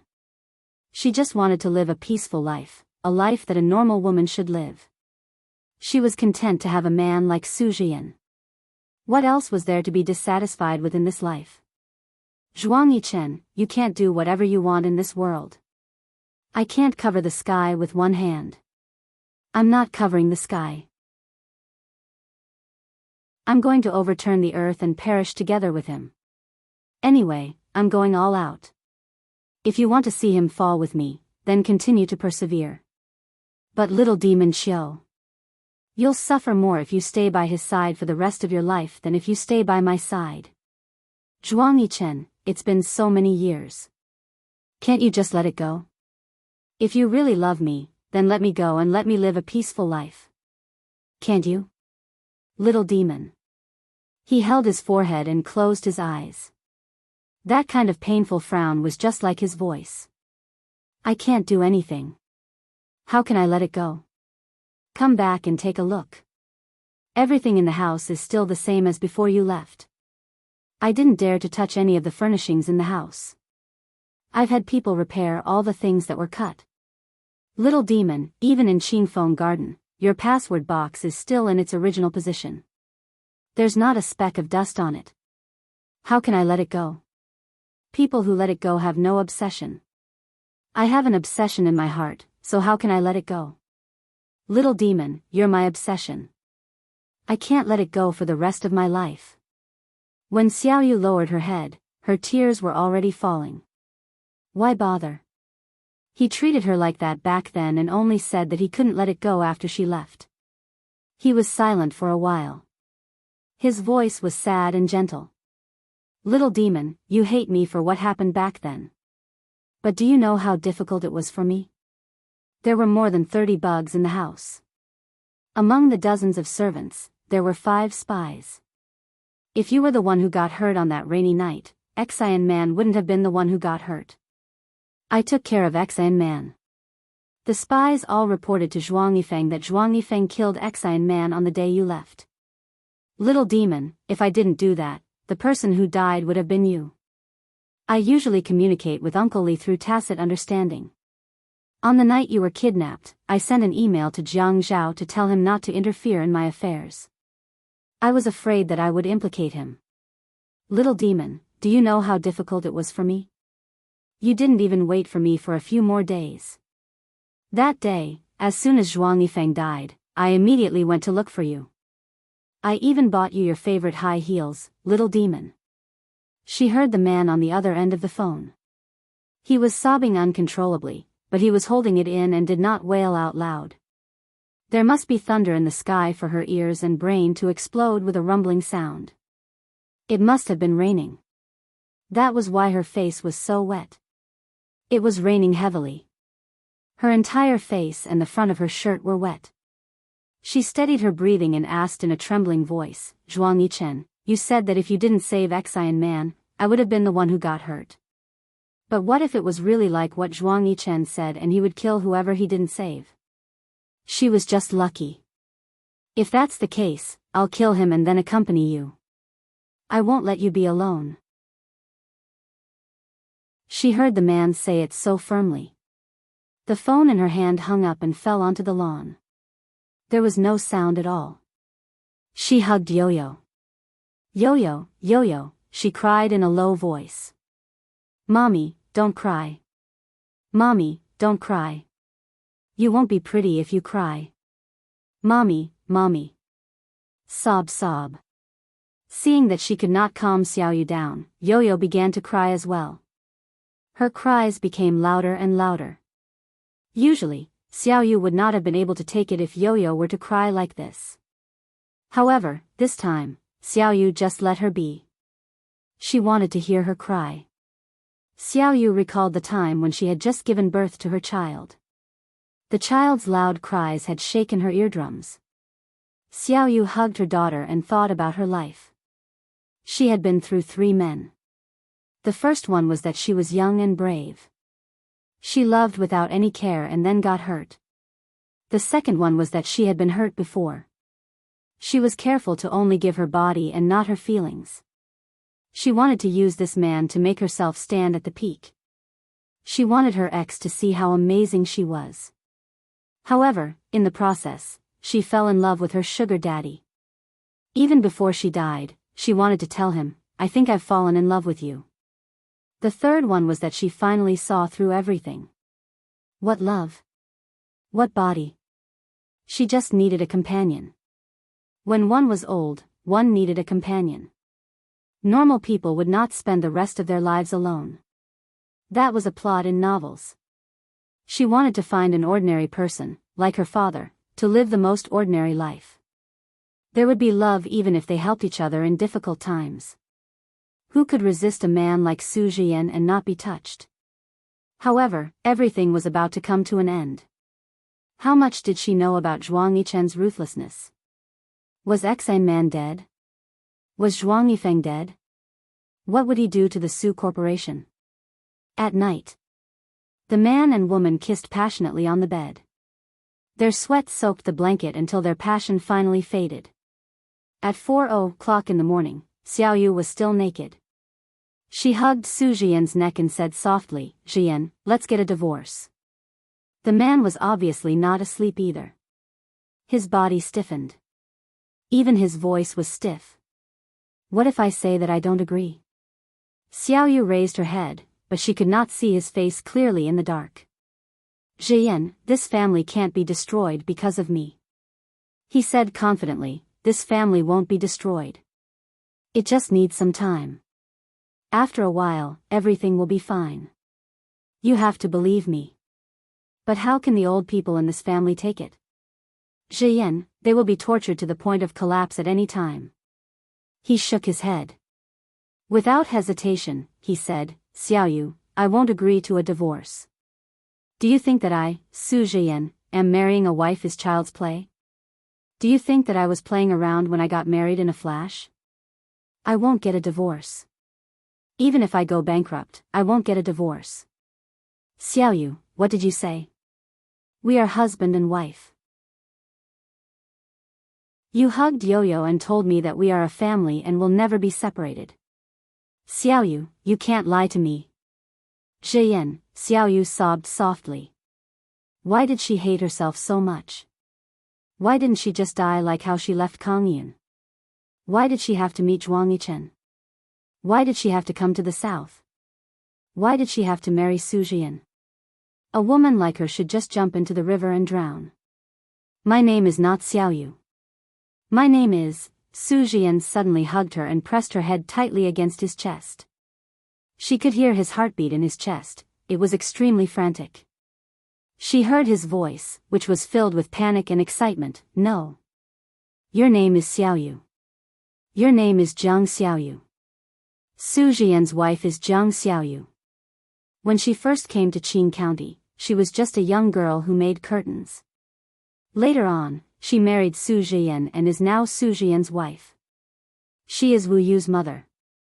More and more water started to drip from the top of her head. She knew that the man who was hugging her was crying. Her heart ached. She had been so solitary that she had not even told him her real name. Zhiyan, she did not know what to do. She thought that perhaps she was really a hindrance in this world. In the past, she had committed suicide for Kang Yun because she was impulsive and possessed. She was already past that age. Now, she felt that she should not exist. If Zhuang Yichen had not found her, everything would still be peaceful. Yo-Yo would hug Su Zhiyan's neck every day and act coquettishly. Daddy, Yo-Yo misses Daddy. Yo-Yo wants Daddy to tell her stories. Yo-Yo wants to ride a horse. Yo-Yo wants butterflies. Yo-Yo wants to sit on Daddy's neck. Zhiyan, if I'm not here anymore, please take good care of Yo-Yo. She hugged him and sobbed. Xiaoyu. Su Zhiyan was stunned. You don't want Yo-Yo anymore? Xiaoyu, you don't want Yo-Yo anymore? She's your daughter. He was so shocked that his heartstrings were about to snap. Come and see Xinwu 799. Chapter 785. Xiaoyu sat up and asked, "What's wrong? You don't want to?" Because Yo-Yo isn't your biological daughter, you don't want to raise her on your own, right? She knew how hurtful her words were, how hurtful they were, but what could she do? She could only hurt him. If she did not hurt him, how could he let her go? She was a femme fatale. Su Zhiyan immediately sat up and hugged Xiaoyu. What are you talking about? When have I ever thought of you like that? Xiaoyu, ever since I found out that you were pregnant, I have been taking care of you like a father. How can you think of me like that? The matter with the company will pass. It won't cause much of a stir. I will handle it well. Zhuang Yichen was speechless. How could he let the matter rest? He said that he had no choice but to hurt me in the past. So, you want to turn back? Zhiyan. Xiaoyu's eyes had been closed the entire time. She relied on her breathing and hearing to discern the man's feelings. You know that I am someone who no longer has the ability to love. Yes, I know. You said that we are family. You promised me that we will be a married couple for the rest of our lives.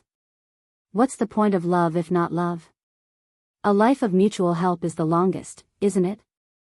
He did not care whether she had love or not. All he knew was that he loved her. People like me. Xiaoyu had not felt heartache for a long time. But now, her heart began to ache again. People like me who had been in a mental hospital. You are the only one who did not despise me. You even helped me to keep the child. Zhiyan, I am actually a scourge, am I not? Su Zhiyan caressed the tears on her face carefully and gently. He coaxed her, just like how he used to do in the past. Xiaoyu, it's not your fault. You were mentally ill at that time, but it was only temporary. You recovered after a while. You have a strong will. Everything is normal now, isn't it? He had never thought that a woman who looked so normal on the surface could be so friendly and polite to everyone. She was smart and the curtains were beautiful and exquisite. Everyone spoke highly of her. There was nothing strange about her actions, not even the look in her eyes. But such a woman had a very serious psychological problem. She had hit the walls several times, and her head was bleeding. He could not describe how he saw her the next day after washing her face like a normal person. Compared to her actions the night before, he was incomparably shocked. He saw her curled up in the corner, grabbing her hair and slapping herself. She slapped herself until the corners of her mouth bled. She clenched her teeth and cried. At that time, he felt that if he stood by her side, he could protect her from the storm. When she was not sick, she called him Zhiyan. When she was sick, she hugged him and begged, "Yichen, I want to get married. Marry me." Yo-Yo was an angel. He was simply an angel. This angel cured her schizophrenia. Day by day, she slowly got better. This year, she finally stopped calling him Ichen. She would snuggle in his arms and call him Zheyan. Even if she had a dream at night and he walked into her room, thinking that she was sick, she would sit up and see him. She would clearly know that the person standing in front of her was Su Zheyan. This year, his life was finally on the right track. She began to accept him. She said that although she no longer had the strength to love, she would be a good wife and grow old with her husband, as long as he didn't despise her. You, do as she said. How could he mind? He had been looking forward to this day for a long time. But it had only been a few months, and she said that she wanted to leave. He wanted to run his business for the rest of his life, but she would only stay for a while. Zheyan, a man should focus on his career. Family business, family business. A man can only have a career if he has a family. Xiao Yu patted him on the shoulder. Go to sleep. Don't force me. I don't want to go crazy for a man again. She had really had enough of this life. She had died once for a man and gone crazy once for a man. It was not easy to meet a man who treated her so well. He did not care about whether she loved him or not. She thought that she was fulfilled. But she was destined not to be fulfilled. She closed her eyes and thought about it. Perhaps she was a demon in her previous life. She had violated the laws of heaven and was struck down by the gods. She had to suffer the pain of reincarnation. It was more unforgettable than being tempered by volcanoes. Now, she felt that she was better off dead. The next day, Su Zhiyan went to work very early. He asked Xiao Yu to stay at home with Gigai. He would come back early and settle the company matters. Xiao Yu only smiled and let him go to work.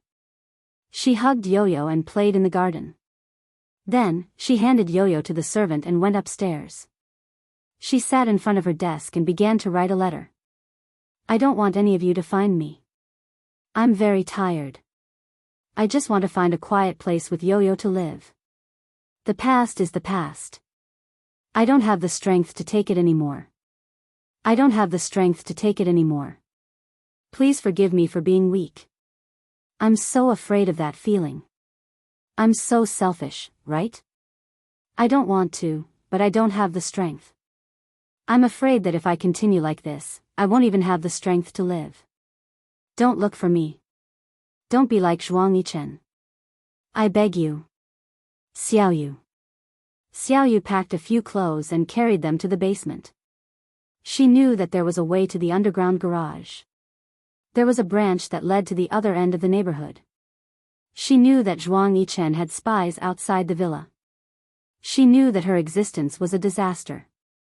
But she still had Yo-Yo. She could give up on anyone but Yo-Yo. She did not want to touch any man in this lifetime. She had nowhere else to hurt him. Xiao Yu got out of the taxi and carried Yo-Yo. There was milk powder and some clothes in her suitcase. She carried Yo-Yo with one hand and pulled her suitcase with the other. She anxiously walked towards the airport entrance. Please give me a ticket to Beijing and a ticket for the baby.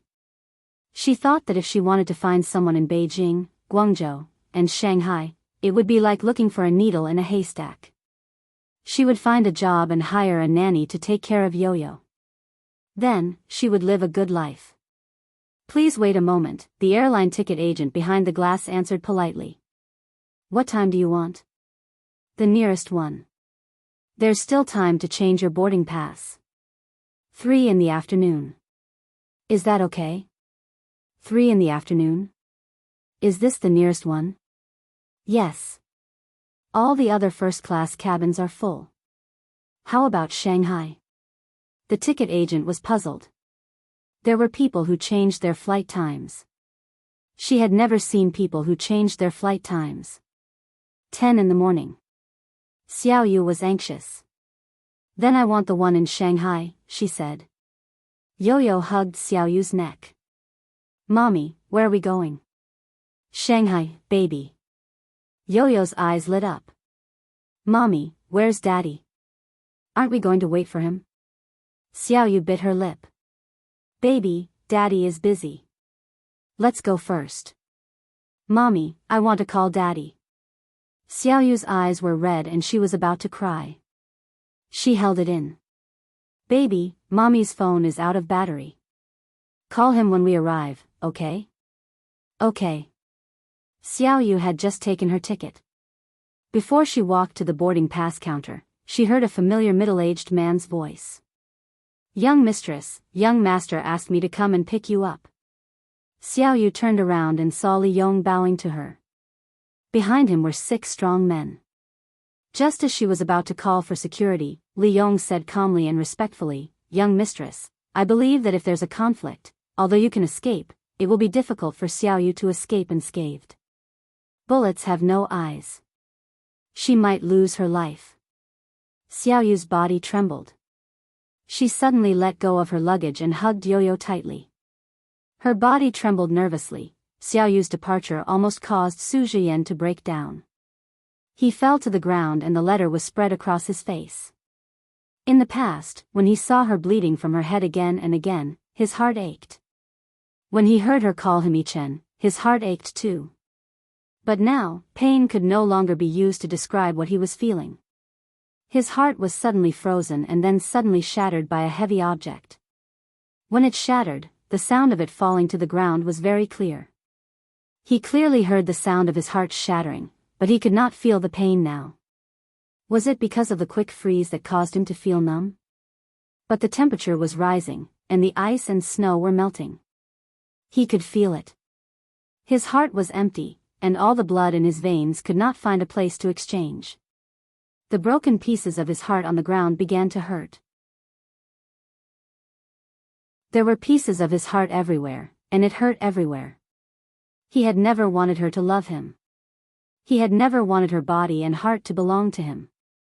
He had thought for a long time that it would be enough for him to love her as a married couple. When he loved her, when she accepted his love, he was happy. He thought about the first time he saw her.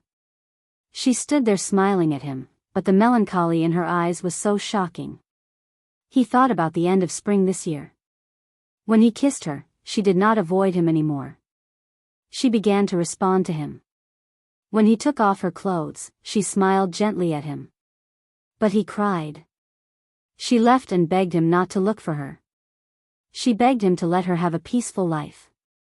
He knew that she had always been begging for a peaceful life. She wanted a peaceful life. What about him? Where could he go to find peace? She begged him to give her a peaceful life. Who could he ask for a peaceful life? Xiaoyu, you're just Xiaoyu.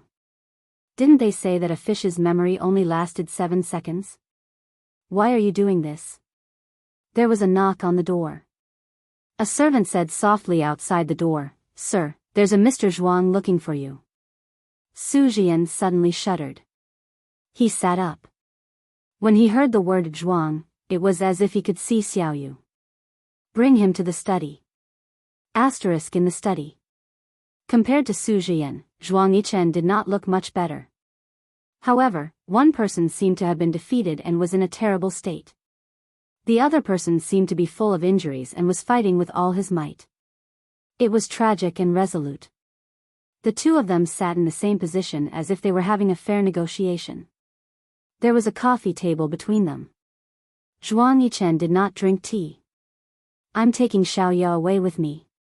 He said this calmly, but his gaze was like a poisonous sword. He looked at the man opposite him and had the urge to cut him into pieces. Su Zhiyan stood up. Where is she? You don't have the right to do that. Why? I'm talking about Xiaoya. Do you know who she is? Zhuang Yichen crossed his legs. His tone was calm and his gaze was fierce. Do you know someone called Xiaoya? Su Zhiyan's eyes flashed with panic. I don't know her. Beauty novel, Xinwu 799. Chapter 786. Zhuang Yichen snorted coldly. Su Zhiyan, you may not know who Qiu Xiaoya is, but in the past 2 years, I've made a name for myself in the business world, haven't I? I've made a name for myself in order to find a wife. How could you not know that the woman Zhuang Yichen is looking for is Qiu Xiaoya? Do you dare say that you haven't seen photos of me, Mrs. Zhuang Yichen, in the major magazines and media? If she had seen my explanation in front of the audience earlier, do you think she would have stayed? So, you've blocked my information and didn't reveal my explanation to her at all. I just found out that Xiaoya hasn't read newspapers, magazines, or television for the past few years. She's practically cut off from the outside world. You're a good husband and you fulfilled her request. So, all the channels in your house are children's channels and only the children's channel is available on demand, right? Su Zhiyan was shocked. Mr. Zhuang, I don't know what you're talking about. Actually, you recognized me when you saw me outside the amusement park, didn't you? Zhuang Yichen sneered. I didn't come here to fight with you. She's my wife. Jiang Xiaoyu is just a fake identity. Her real identity is Qiu Xiaoya. It doesn't matter whether you're divorced or not because Jiang Xiaoyu no longer exists. Su Zhiyan's eyes were bloodshot. As he ran over, he grabbed Zhuang Yichen's shirt. Give Xiaoyu back to me. Xiaoyu? Who's Xiaoyu? I don't know. Zhuang Yichen did not fight back. I just want to tell you that you should live a good life. I'll keep this secret for you. I believe that Xiaoyu will hate you when she finds out that you've been hiding information about me for the past 2 years. However, you know very well that her mental state has always been unstable. I don't want to agitate her or make her hate you. You can live forever in her heart. I don't care. Su Zhiyan could not come back to his senses. He frowned and suddenly smiled. He let go of Zhuang Yichen and said sarcastically, "You're so generous. If I had a choice, I wouldn't choose to be generous." Zhuang Yichen turned around and was about to leave when he suddenly added, "I think she'll want to see you live a good life. As for the child, if you love her." Su Zhiyan was surprised. Zhuang Yichen didn't know about this? Xiaoyu didn't tell him? I'll take back my child and my wife. You and me, I'm sans. But you and me and I are. If I don't have I'm is, to be, to is. I have no parents, no elders, no relatives. The only thing I can lose is everything I have. Everything I have inside and outside is just me and all of my assets. I don't know if you can afford to lose. If you can afford to lose your entire Su family, you can fight against them and force them to marry you. But if you want to see them destroyed along with you and me, I don't mind. Su Zhiyan could see the ruthlessness in Zhuang Yichen's eyes. It was as if he was going to kill him. Crazy. Zhuang Yichen had always known that if he wanted to be with Xiaoya again, she would have to accept him again. In the past 2 years, he hadn't changed, but she had. She had a family and a child. But he was still in the same place. He knew that it wasn't fair. He thought that perhaps he had always been such a one-track-minded man. Back then, for the sake of revenge, he had single-mindedly thought that he had to get rid of all his enemies. That kind of belief had always been rooted in his heart.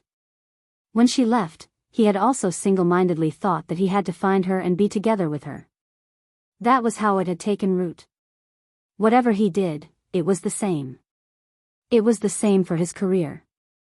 Perhaps he was a little stubborn. He knew that, but he couldn't change it. He pulled her into the villa. She kept asking, "Where's Yo-Yo?" "I've asked Uncle Lee to take care of Yo-Yo. He'll take good care of her. Don't worry." He comforted her softly. He thought that he was the one who had hurt her back then. Everything that had happened was because of him. He was worried that she would be afraid and didn't tell her. That was why it had happened. He couldn't blame her. Yo-Yo will cry if she doesn't see me. Let me see Yo-Yo. Xiaoya's eyes reddened. She followed him into the villa. Her heart wasn't here. Her heart was with Yo-Yo. That was her life. Her life. No one could replace her. He was a little angry, but he held it in. He held her hand with one hand and opened the shoe cabinet with the other. The helpers stood far away. They couldn't bear to disturb them because they had never seen Sir bring anyone home. Sir had never opened the shoe cabinet for anyone before. There was a pair of beige cotton slippers. There was a pair of cute little bears on the shoes. He bent down and placed the slippers in front of her. "Little demon, these are your shoes." Xiaoya didn't look at the shoes. She was very anxious. "Where's Yo-Yo?" His face turned cold. "Change your shoes." "I'll tell you." Xiaoya quickly changed her shoes. Her heart was beating very fast. She was very afraid. Her mind was in a mess. She was uneasy and terrified. He pulled her up the stairs and into the bedroom. He pulled her to the bed and pressed her hands against the bed. The blanket on the bed was bright red. It was a European-style palace. It was thick with lace and lotus leaves. It was very luxurious. "Little demon, you made this in the past. It's still so beautiful, isn't it?" He pulled her to the wardrobe and opened the door.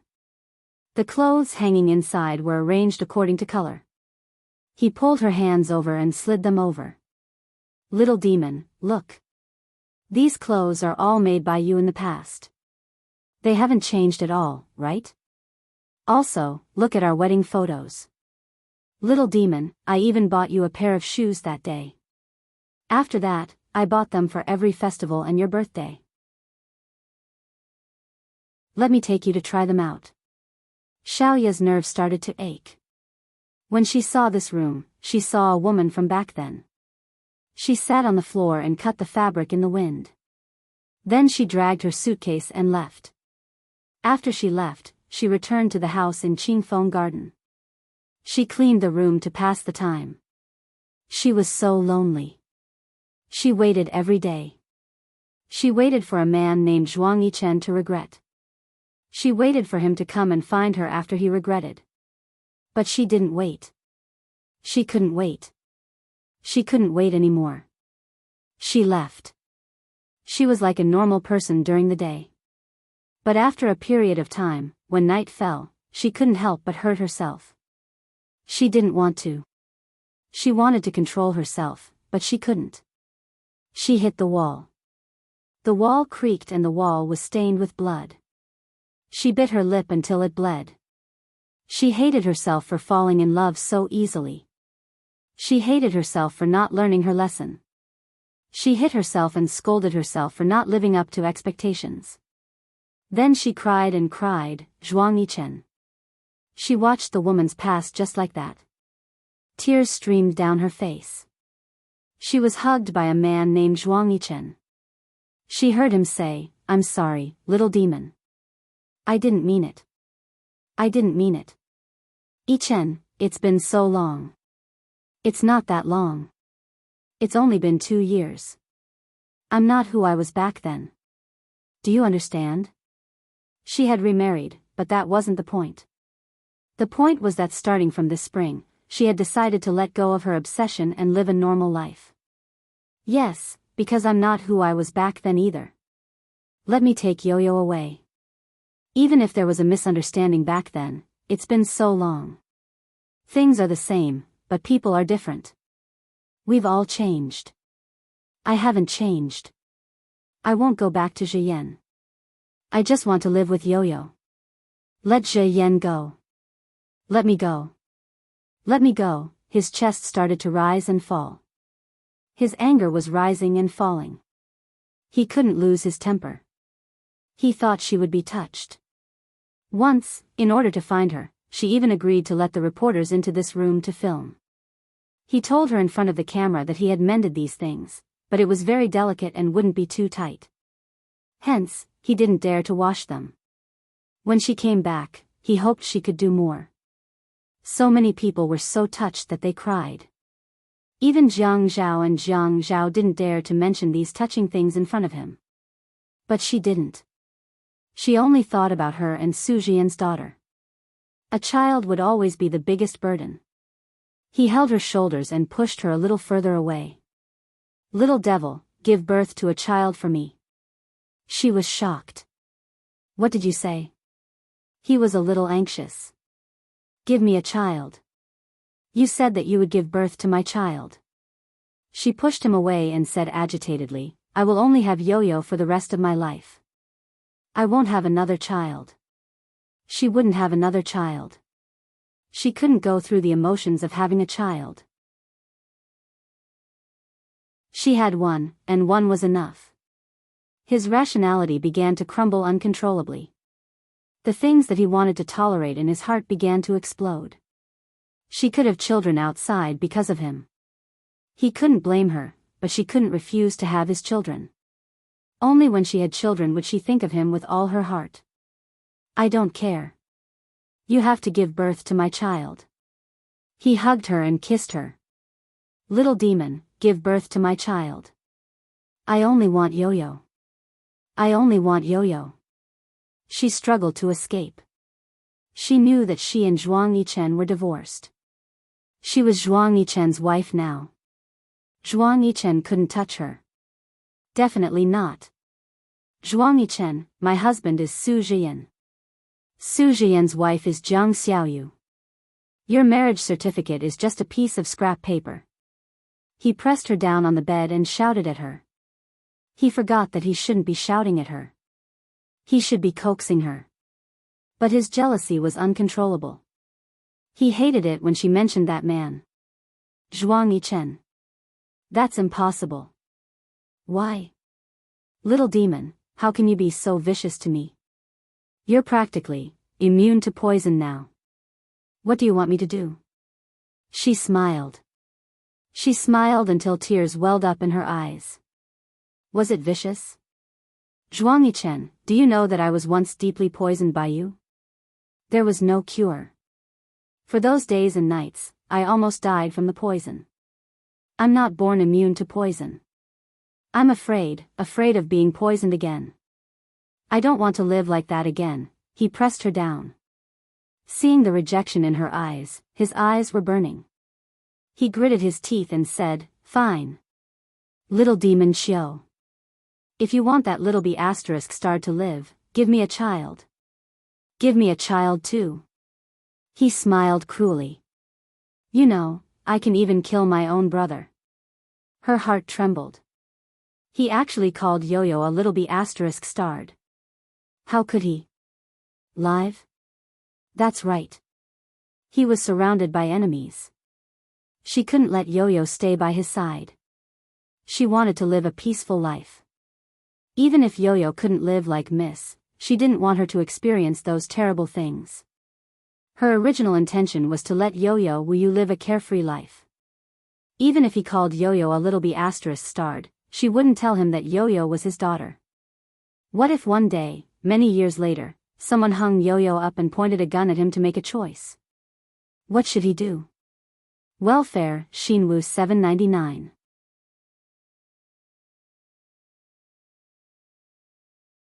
Chapter 787. She could not afford to go through it again. She had lived her entire life in the past few years.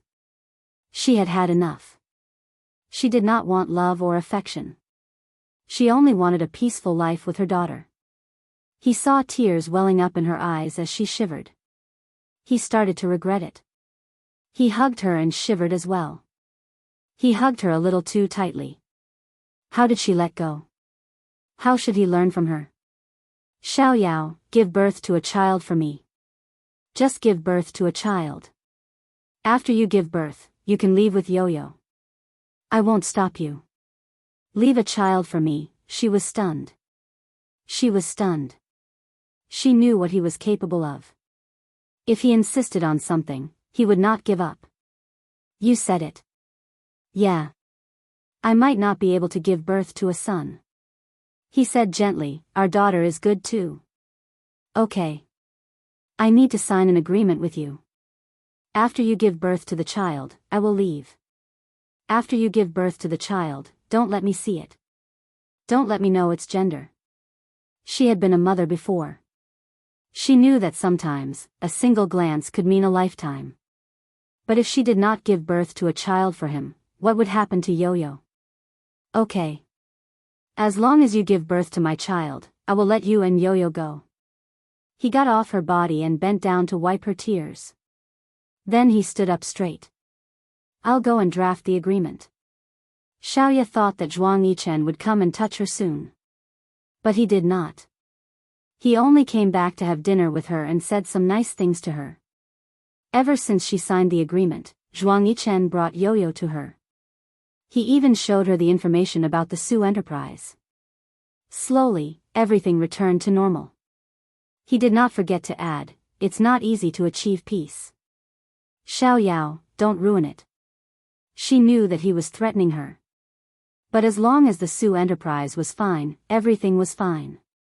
She had Yo-Yo and Su Jian had his career. She couldn't have everything. Li Yong tidied up Zhuang Yichen's room and kept the medical records. Young master, you don't have to go to the office for now. You just had the operation. It's okay. The doctor said that it's just a vasectomy. I can go back to work the next day. He had spent too much time looking for her over the years. Now that she was back, he had to take care of the company.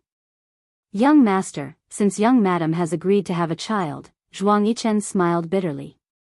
Uncle Li, I can't let her get pregnant. You know that she's even more ruthless than me.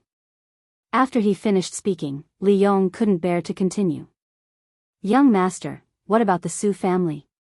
Talk to their chairman. I can lend them money to get through this without interest, but they have to be responsible for taking care of Su Jian. Otherwise, I won't help them in their hour of need. I will add frost to their snow. I'll go now. Zhuang Yichen knew that he was the one who had brought all of this upon himself. Xiaoya had given her heart to him back then, but he had been too careful, which had led to the current situation. He was still able to bear it, but he couldn't bear the thought of Xiaoya leaving him again.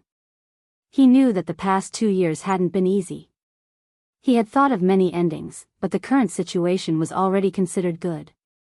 He knew that Xiaoya had feelings for Su Jian, but more than that, she probably wanted him to be safe. Therefore, he would help with the Su family situation. Su Jian had dozens of people in the Su family holding him back, so he couldn't cause too much trouble. Everyone had experienced heartache before, but everyone had different responsibilities. Su Jian's responsibility was the Su family. And Zhuang Yichen's responsibility was Qiu Xiaoyao. There was no one by his side, only her. He left the house and went to the company. He called Xia Qian and Yi Er to come over and accompany Xiaoya. Yi Er's twin sons. Xia Qian's daughter was about the same age as Yo-Yo. She was still holding the baby in her hands, and she was already pregnant with another one. She complained to Xiaoya, I don't care about the others. I really don't want to have another child, but Grandpa treats me too well. I feel like I'm letting him down if I don't have a son. The Qin family only has Fian, how can they not have a son? It's so annoying. Why didn't Dad and Mom have more sons back then? Xiaoya looked at Xia Qian's blissful face and touched her face. Qian, think more about Fian. You have to be happier during your pregnancy. In the garden, the 4 children were sweating profusely while the 3 mothers sat far away. When they came, Jiang Zhao and Qin Fian had greeted Yi Er and Xia Qian, telling them not to talk nonsense and to talk more about how to take care of the children, what to feed the children, what to play at this age, and what to teach the children in the future. In short, they weren't allowed to talk about anything other than the children. Xia Qian was no longer the Xia Qian of the past. She was able to distinguish many things clearly. Although she was always loud and imposing towards Qin Fian, she was actually willing to listen to Qin Fian's reasoning. Yi Er didn't need to say anything. She had always followed Jiang Zhao's words blindly. Jiang Zhao was her idol. If Jiang Zhao said something she couldn't say, she wouldn't say it no matter what. Time passed very quickly. Even if the women were talking about the children, they could talk for a few hours. The little boy had a strong sense of protecting the weak since he was young.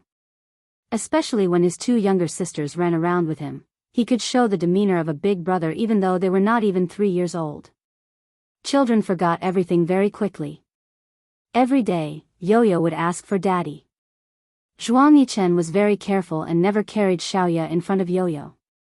Instead, he would carry Yo-Yo around the garden to play.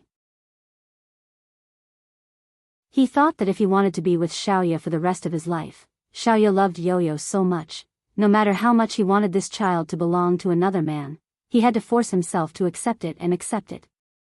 But he realized that he seemed to have an affinity with this child. When he saw this child smile, his eyes would turn into crescents. It was as if he saw a replica of Xiaoyao smiling. It was so cute. Sometimes, when he went to work, he would think that Yo-Yo was a cute child. He would tie the knot. Actually, it was not bad for Yo-Yo to be by Xiaoya's side. Time passed day by day.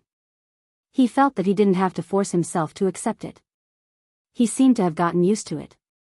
The child also seemed to be happier day by day. In the beginning, she would miss Daddy so much that she cried. Now, she was clingy to him and wanted him to tell her stories. She said that Daddy would tell her stories at night and that Daddy was busy with work. Uncle would tell her stories. He would take a book and read it. Later, he slowly learned how to use his voice to tell the child stories. He watched as Yo-Yo slowly fell asleep after his voice ended. He thought, Xiaoyao, you said in the past that you would give birth to my child. But now, you gave birth to someone else's child. Zhuang Yichen didn't touch Xiaoya. However, Xiaoya became more and more restless. She lived in this villa and would always have dreams. She dreamed that Zhuang Yichen kidnapped her daughter. She wanted to leave. She wanted to leave with Yo-Yo immediately. She woke up in the middle of the night and pushed open Zhuang Yichen's bedroom door. She stood in front of his bed and said, Zhuang Yichen, let me go. He sat up on the bed. There was another set of bedding on the bright red bedding. He was afraid that it would get dirty, so he would always get someone to put away the bedding after he woke up the next day. He got out of bed and said, Xiaoyao, what are you doing now? I want to take Yo-Yo away. Don't watch me so closely, okay? He smiled and said, but you haven't given birth to my child yet. He lifted her chin and kissed her. Then, he carried her and gently placed her on the bed. You came over so late. Are you inviting me? I told you that you can only leave after you give birth to my child. You're in such a hurry. Do you want to give birth to my child immediately and leave? He didn't wait for her reply and kissed her. Slowly, lightly, and then extremely lingering, he tore at her lips and tongue. Hearing her moans and struggling, he said teasingly, if you don't want me to touch you, you won't be able to give birth to the child. If you can't give birth to the child, how are you going to leave? Seeing that she had given in, he kissed and licked her skin. He covered her eyes and brushed his tongue against her ear. Xiaoyao, he caressed her body and felt her body tremble. His kiss became more and more urgent. He felt her resistance and struggle, and the pain in his heart was indescribable. He knew that between them, they could not return to how they were in the past. The one who was in the past was only himself. But he couldn't let go. He could only spend more energy to tease her and ignite the desire in her body. Although he couldn't wait to have her immediately, he had to endure it every day. Until now, he still had to endure it. There was no other way. Until she let him in, let him in. Before he had her, he thought that he was a clean freak. Perhaps he wouldn't be able to take it and wouldn't be able to accept it. But when he had her again, he thought, finally, it's finally back. Was it his, or was it his? Every day after that, Zhuang Yichen secretly hugged Yo-Yo and taught her to call him, Daddy. Yo-Yo was only 1.5 years old. She didn't understand the difference between a father and an uncle. At this age, she would probably call anyone Daddy. Gradually, Yo-Yo called Zhuang Yichen Daddy every day. Gradually, the word Daddy was rarely heard from her mouth. Xiaoya knew, but she didn't stop it. Because she knew that it was good that Yo-Yo didn't remember Su Jian. After all, she wouldn't be with anyone in the future. Perhaps it was because every time she heard Yo-Yo call Zhuang Yichen Daddy, her eyes would start to water uncontrollably. She thought that she shouldn't have. She shouldn't have been someone who could be easily touched. She shouldn't. She had enough. 1 year later, in the autumn, Xiaoya came out of the hospital again. She had already gone for countless checkups. They all said that there was nothing wrong with her. Her body was normal and she could get pregnant. But, she couldn't get pregnant. Madam, pregnancy is not always a woman's problem. It is sometimes a man's problem. No, my husband and I have already had a child. A man's body will change. The high pressure in society now will cause a man's survival rate to decrease. It will affect fertility. Why don't you bring your husband for a checkup? Yes. She agreed. But, how was she going to tell Zhuang Yichen? It was Saturday and Zhuang Yichen brought Yo-Yo out to play. So, she could go out alone. He was always like this. If he brought Yo-Yo out, he would definitely ask the bodyguards to follow. But, if she went out alone, she could go anywhere she wanted. He knew that Yo-Yo was the string that held the kite. As long as the string was in his hands, even if there were 10 Xiaoya Chois, she wouldn't run away. With Yo-Yo, he could control her tightly. But, she didn't call the police and say that he was under house arrest. He didn't know if it was because she didn't want to sue him or because she didn't want Yo-Yo's life to be exposed. When Xiaoya returned to the villa, the helpers were very respectful to her. She went upstairs to his study room. She would go there regularly to check on Su Corporation. He was always there. Su Zhiyan had bought over an old chain of jewelry stores in the country. He looked like a gentleman, but he did things meticulously. She knew that he had always been outstanding. She thought that she shouldn't pay too much attention to him. It was fine as long as he was doing well. Attention, Xinwu 799.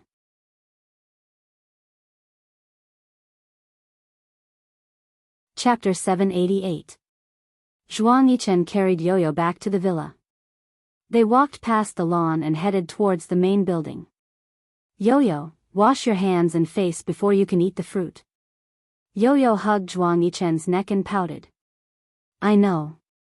Daddy is so naggy. Li Yong followed behind the two of them and smiled. Beside him, Auntie Wang said softly, you don't say. Yo-Yo is really becoming more and more like Sir. This child is so close. Li Yong was stunned. Zhuang Yichen had already carried Yo-Yo into the main building. Li Yong frowned. Just as Zhuang Yichen carried Yo-Yo into the building, a maid came over. Sir, Madam is waiting for you in the study upstairs. She said that you should go and look for her. Zhuang Yichen handed Yo-Yo over to the maid and went upstairs. When he entered the study, he saw Xiaoya turn around and look at him. Little devil, what's wrong? Xiaoya raised the medical report and a series of receipts. She was filled with righteous indignation. What is this? Zhuang Yichen's eyes darkened. You went through my things. You with the surname Zhuang. You obviously had a birth control operation, but you want me to give birth to your child. He saw that she was trembling with anger. Her lips were trembling and her expression was ugly. There was a kind of hysterical anger in her. At first, he was a little afraid. However, he knew that some lies would be exposed one day. He had to face it sooner or later. His slender and seductive eyes revealed a faint smile. So what? You can't give birth to my child in this lifetime. Even if you die, you can only die in front of me. She saw how ruthless and decisive he was. However, when he said, so what, it was as if he was describing something trivial. It was as if carrying on the family line was just a child's play. After her anger subsided, all she was left with was her breathing. Sometimes it was soft, sometimes it was heavy, sometimes it was urgent, and sometimes it was slow. Then, she felt that her strength was running out. She saw the man in front of her go from clear to blurry. As her body slid down, she felt the man quickly come over and pick her up. He sat on the sofa and placed her on his lap. She could no longer hear him clearly, but she still heard him say, actually, I don't have anything other than you. I don't have parents, I don't have any relatives. Little demon, if you're willing to rely on me and not have your own child, that's fine too. After all, I'm dead and won't be able to see anything. In fact, he didn't know why he had such thoughts. Perhaps it was only temporary. Even if it was temporary, such thoughts still popped out of his head. What does it feel like to love someone? He couldn't explain it, nor could he explain it thoroughly. He couldn't use words to describe it. All he knew was that if he loved someone, he had to be with her. He didn't know what blessings were. He knew that her heart was dead. Whether it was him or Su Zhiyan, all she had was an indescribable feeling. It was as if she had known each other for a long time. Perhaps what she felt for Su Zhiyan was kinship, a kinship that she relied on. The love in her heart couldn't bloom. He was the one who ended it. Even if it was a misunderstanding, he missed the best time to make up for it. During the time when she was at her most desperate, he wasn't by her side.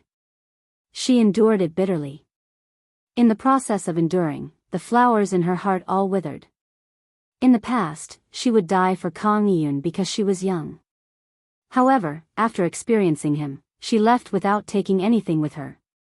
He knew that she only wanted to prove that she wouldn't die for a man. She would live well, change her identity, change her name. A fish's memory only lasted 7 seconds. She wanted to forget him, forget the hurt, and live a carefree life again. He knew that she was crazy and mentally unstable. The harder she tried to prove that she was strong, that she wouldn't die for love. The more she wanted to be calm and self-reliant, the more she couldn't walk out of that alley. She hurt herself. She couldn't control herself and hurt herself.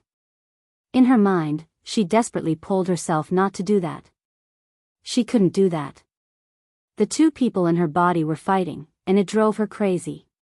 Therefore, she didn't do anything to Su Zhiyan, even though Su Zhiyan deliberately blocked the news that he was looking for her.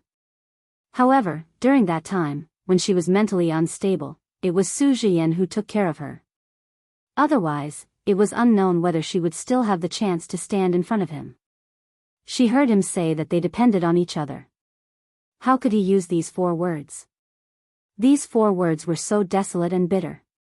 He had such a strong family business and depended on each other. It was suitable for people who worked hard to survive. How could he use these words? She wanted to say it, but she couldn't open her mouth. She didn't have any strength at all. Her strength had been sucked away by his words. He carried her back to the room and placed her on the bed. Before night fell, he hugged her and coaxed her to sleep. Little demon, don't blame me for taking advantage of this loophole. I know you're a stubborn person, but I also have things that I want to persevere on. You can't bear to part with Yo-Yo, but I don't want children. That's why I can win. Little demon, this time, I'm more ruthless than you. That's why you can only be by my side. She didn't answer. She just closed her eyes and let the tears drip from her eyes onto the bedsheets. From then on, he didn't use the reason of wanting children to sleep with her. She also didn't enter his room. He only took her to the mall to buy shoes. However, he realized that she had changed. She didn't like high heels very much. She liked to wear more comfortable styles. She said, "It's tiring to take care of Yo-Yo. Wearing high heels makes my feet tired. There's a nanny at home. You don't have to carry her all the time. The child is mine. I can only carry her for a few years. When she grows up, she won't want me to carry her anymore." He could hear the sadness in her voice. He wanted to say, "Little demon, let's have another child. You can carry your child again." However, he knew that he couldn't and didn't dare to. He wasn't as ruthless as her. He didn't dare to try. Li Yong called. Zhuang Yichen picked up the call. Then, his body trembled. His gaze landed on Xiaoya. His eyes started to redden and water started to well up. "Young master, I just got the DNA test results. Don't be so agitated. Actually, I didn't want to do this behind your back. I just heard a few servants talking about it. I was curious, so I took your and Yoyo's hair for the test. Young master, Yo-Yo is your daughter. 100%, 100%. The phone fell to the ground and the battery fell out. He looked at Xiaoya. She was looking down at the flat-heeled shoes on her feet. She was even tiptoeing as she said to the salesperson, "It looks like it's half a size bigger, but it'll be tight if it's a size smaller."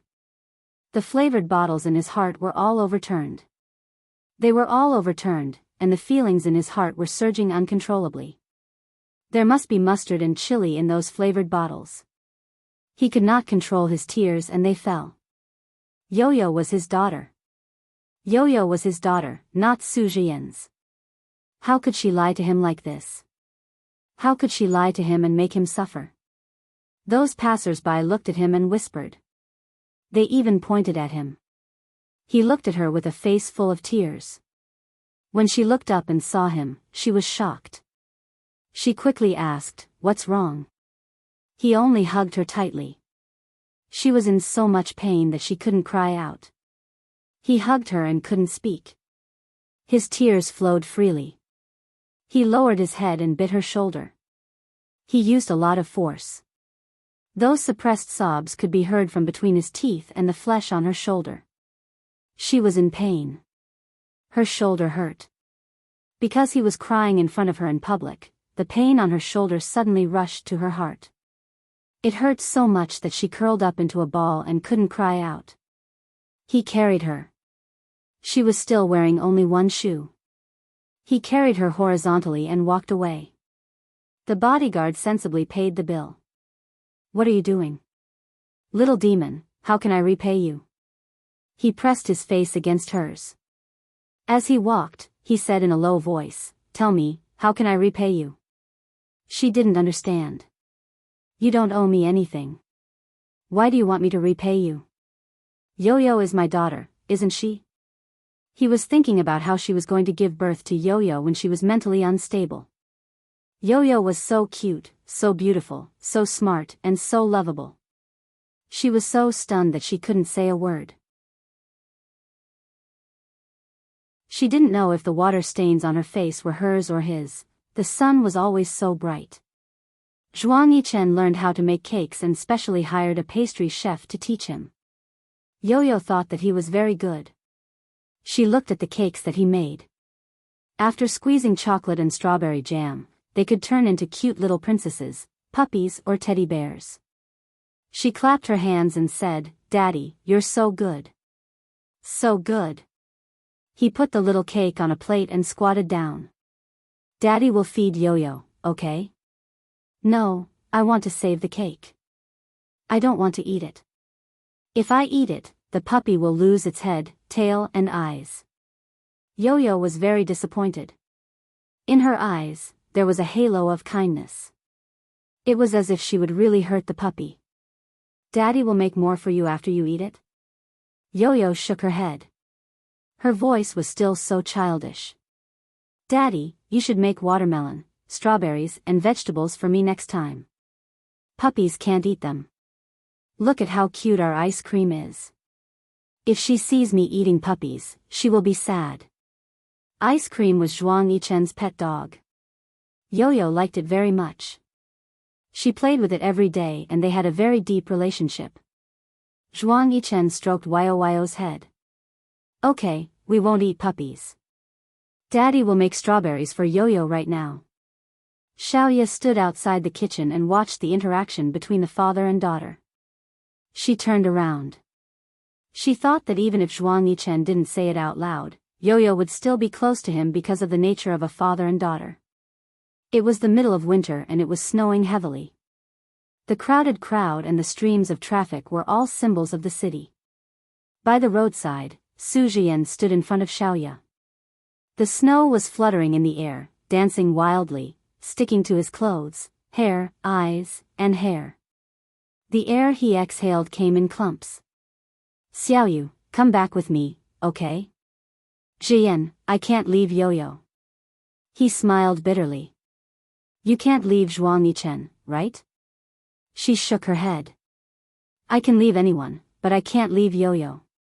You're trying to say that you can't leave anyone, including me, right? Yo-yo, you're my life.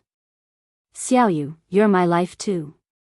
She couldn't say anything for a while. She didn't even dare to look at him. The pain in his eyes would burn her. I'm too selfish. I've hurt you, Xian. Both of them spoke softly, but their eyes were red. She saw him turn around and saw his sad smile. She was in a trance. Besides her consciousness, she also saw the wheels of the car rushing towards him uncontrollably. He heard the woman behind him scream. Xian. Be careful. A force pushed him from his back and he fell forward. He fell to the ground and heard a muffled bang. He heard the sound of the brakes and the car's tires skidding in the snow. Zhuang Yichen's men saw this and ran towards the road in all directions. Attention, Hongcha 866.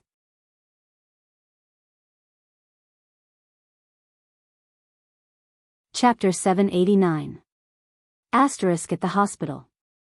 Blood transfusion, oxygen, cardiac pacing. Voices rang out one after another. Zhuang Yichen's fist landed squarely on Su Jian's face. Su Jian's heart was throbbing with pain and he couldn't scream even if he wanted to. Su Jian accepted it sullenly and didn't retaliate. All he could hear was the words she said in his arms. She sounded so weak and weak. Jian, if I were your life, I would give it back to you. Live a good life, get married, and have kids. I'm sorry. The only person I've let down in my life is you. Don't cry. Jian, I'm suddenly so happy. I feel so relaxed. I've never felt so relaxed in the past few years. I'm so tired, but I'm not worried. Yo-yo has Zhuang Yichen. He will love her and take good care of her. My parents have Qian Qian and they have a granddaughter. They will be strong and live on. Jian, don't cry. You have to be happy for me. I feel so relaxed right now, so relaxed. Her hand was cold as ice as it caressed his face. He lay on the floor, tears dripping onto the floor. He shouldn't have come looking for her.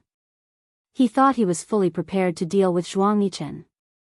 He was defeated the last time because he was caught off guard. How could the Su enterprise fall so easily? He wouldn't allow it this time.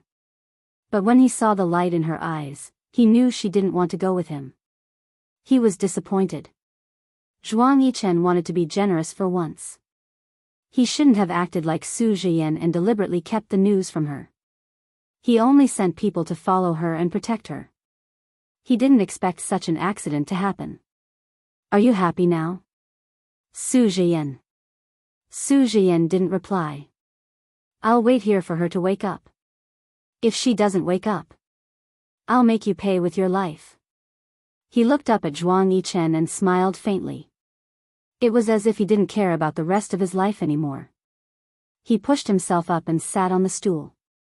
It was the end of winter and the snow had melted. There was still the smell of medicine in the ward. The fragrance of the flowers in the vase mixed with the smell of disinfectant. It was very strange. Zhuang Yichen held the bowl of porridge and blew on it carefully before feeding it to Xiaoya. She didn't eat it. It's tasteless.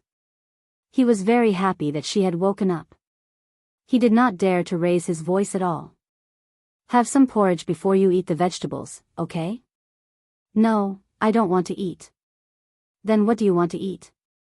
Tell me and I'll have someone make it for you right away. Zhuang Yichen, I want to marry you. I'm telling you, if you don't marry me, I'll break up with you. I'm already 25 years old. She angrily pushed his bowl away. The bowl fell to the ground and shattered. The porridge splattered all over the floor. His hand was still grasping the air, as if he was still holding a bowl in his hand. His body stiffened, and he couldn't believe it. With a trembling voice, he said, "Little demon, wait a little longer." She said firmly, "No. I still have a few more 4 years. In another 4 years, I'll be almost 30 years old. I won't wait. I'll either get married or break up." Yi Er is already married at such a young age. Even Qianqian is married. If you don't marry me, I'll find someone who's willing to marry me. Tears streamed down his face. Don't you dare. She harumphed. You'll see if I dare. He hugged her. Little demon, let's go get our marriage certificate tomorrow then. Really? Really? I'll even give you a grand wedding. I'll even give you a company and shares, okay? Really? His heart ached so much that it was about to split open. But seeing her like this, he was happy. Really? She sobbed. Zhuang Yichen, don't lie to me. I won't lie to you. From now on, I'll tell you when I eat, when I get off work, where I'm going, and what I'm doing. I'll never lie to you. Little demon, I won't lie to you or hide anything from you in the future. Okay? She wiped the tears off her face and pouted. Then she said seriously, I'll make my own wedding dress. I'll make your formal dress for you. Okay. You've always made my clothes. Of course, you'll have to make my formal dress too. Outside the door, a figure froze for a moment before leaving. She wanted him to get married and have children. A month later, in the Zhuang family's villa in the suburbs, they were arguing again. Zhuang Yichen, if you don't marry me, I'll break up with you. Okay, we'll get married tomorrow. Don't lie to me. I won't lie to you. I won't lie to you or hide anything from you in the future, okay? I'm going to have my formal dress made. You must invite Yi Er and Qianqian. I must show off. You must. You mustn't miss out on anything. Buy them the biggest diamond ring. A young tycoon in Haicheng held 3 weddings in a single season. He spent tens of millions each time, and all 3 weddings were with the same bride. Some people laughed foolishly, some called him silly, and some said, when love is strong, how can you be silly? Xiaoya walked around the garden outside, thinking about how to design her formal dress. She stood there for half an hour, and no one dared to disturb her. In the end, when she returned to the main building, her feet were frozen stiff. Zhuang Yichen saw that her nose was red from the cold. He was worried that she might be too loud and disturb Yo-Yo, so he lowered his voice and scolded the maids. Is this how you take care of Madam? Sir, Madam doesn't want us to disturb her. Keep your voice down. You're so ungentlemanly. Xiaoya rolled her eyes at Zhuang Yichen and held his arm. Yichen, I'll go up and soak my feet. As her feet soaked in the water, they were surrounded by warmth. Xiaoya sighed comfortably. It's so comfortable. Zhuang Yichen squatted on the ground and stroked her feet. Next time, don't stand for so long when you go out. If you're in the cold for too long, your skin will be damaged. Yichen, don't do it for me. I'll do it myself. Xiaoya felt that she should wash his feet. Suddenly, she was a little scared. She was afraid that he would dislike her and not want her anymore. Don't move. He rubbed her feet for a while before he took the towel and placed it on his lap. He wrapped her feet in the towel and wiped the water off her feet. He held her feet in his large palms. His hands were very warm.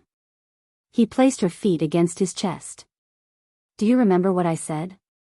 If you stand outside in the cold again at night, I'll get angry.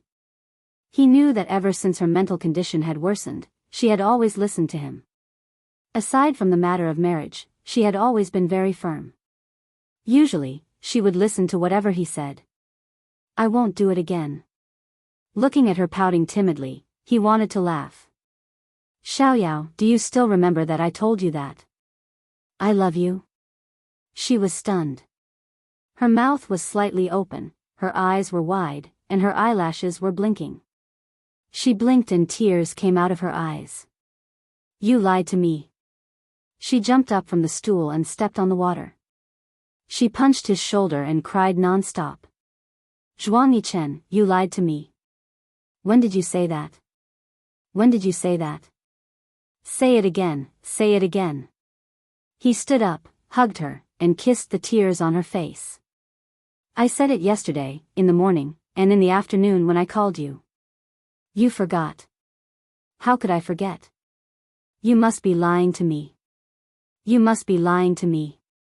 She cried hard and punched him intensely. She suddenly pushed him away and ran into the study barefooted. The helper heard the commotion and hurried into the room to clean up. Xiaoye entered the study and took a new notebook. She took out a pen and looked at the time on the clock on the wall.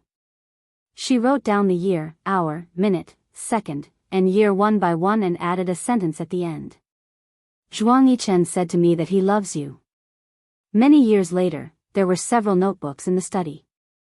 The year, hour, minute, second, and year were densely recorded. Zhuang Yichen said to me that he loves you. Zhuang Yichen, Yi Er, and Qian Qian each have 2 children. Okay. Why do we only have 1 child? He was delighted and kissed her forehead. After some time, we'll have a child too. The vasectomy was not a major operation, but after it was done, she would need to recuperate for some time before she could have a child. He thought that as long as she was willing to have children, of course, he would want to have 2 more children. Really? Really? Then let's talk to Yo-Yo tomorrow and have another child to accompany her. Okay. End of Zhuang Ye's narration. Attention, Xinwu 799.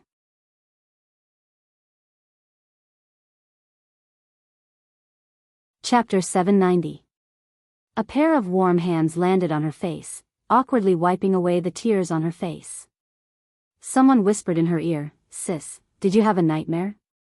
Don't be afraid, your brave and handsome little brother is here with you. No one will dare to bully you." Ahan, ahan. Ji Yuqi opened her heavy eyes. Through the haze of tears, she saw a handsome but slightly childish face. Ahan, it really was her little brother, Ahan. Ahan.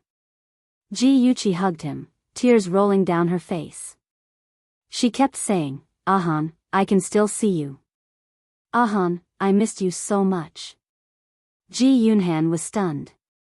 Looking at his sister who was crying so hard that she was out of breath, he blinked in puzzlement. Finally, he hugged her and gently patted her back. "Sis, don't be so agitated. I'm right here, I'm not going anywhere. You can see me every day in the future. Be good, don't cry. You won't be pretty if you cry anymore." Ji Yuqi was crying and laughing at the same time. This was her little brother, a noisy, handsome, and cute little brother. Why did she think that her little brother was rebellious and insensible? She was so stupid to actually believe Chen Tingfang and her mother's instigation. "Miss, don't cry. Your body is weak. If master sees you, his heart will ache." A pair of calloused hands held a tissue and gently wiped away the tears on her face. "Mother Wu." Ji Yuqi raised her head to look at the familiar and kind face. Her tears fell even harder. Mother Wu was the Ji family's nanny. She had been serving the Ji family since Ji Yuqi was born. She treated Chi-Chi and Ahan better than her own son. In Ji Yuqi's heart, she was like her second mother. "Be good, don't cry. Mother Wu will make your favorite dessert for you later." Although Mother Wu's face was smiling, her eyes were a little red. She had always treated Miss as her own daughter and doted on her. How could her heart not ache when her child was hurt? After a long while, Ji Yuqi's emotions stabilized. What was going on? Wasn't she dead? Why did she see the dead Ahan and Mother Wu who had returned to her hometown to retire? Could it be that before she died, she was hallucinating? She bit her tongue hard. Hiss, it hurt. It wasn't a hallucination, it was real. Perhaps the heavens had heard her unwillingness and regret before she died, so they had given her a chance to start over. In the bathroom, Ji Yuqi looked at herself in the mirror. Her face was much younger. She thought for a long time and finally confirmed that she had been reborn. She had returned to the time when she was 20 years old. In the winter of that year, she had accidentally fallen into the lake. It was Jiang Tianhao who had saved her. That was the first time they had met. Thinking of that man, Ji Yuqi's blood began to boil. Hatred was like a ferocious beast, tearing at her soul. She was in so much pain that she wished she was dead. Her body trembled, and the anger and hatred in her eyes made people shudder. Since she had been reborn, she would never allow those cheese to control her life. She would protect the people she loved and make those who harmed her pay the price. Sister, are you okay? Ji Yunhan's worried voice came. Ji Yuqi took a deep breath and slowly hid the hatred in her eyes. She opened the door and walked out. I'm fine. Ahan, where's Mother Wu? Mother Wu went downstairs to make some snacks for you. Sister, are you still feeling unwell? If you're feeling unwell, you must tell me. Ji Yunhan looked at her with concern. He felt that something had changed after his sister fell into the water, but he couldn't pinpoint exactly what it was. Ji Yuqi smiled and rubbed his head. I'm fine, don't worry about me. How about you? How have your studies been? Have you been bullied in school? She remembered that Ahan had just entered the first year of high school. He was originally very good at his studies, but for some reason, he started to skip classes. He didn't study hard and often made her father angry. Later, he joined the mafia. Her father was so angry that he almost cut off all ties with him. Later on, Ji Yunhan proudly raised his chin. Who do you think your brother is? How could I be bullied? You don't have to worry about my studies, I'm the first in the entire cohort. Of course, my brother is the best. Ji Yuqi smiled and patted him on the shoulder.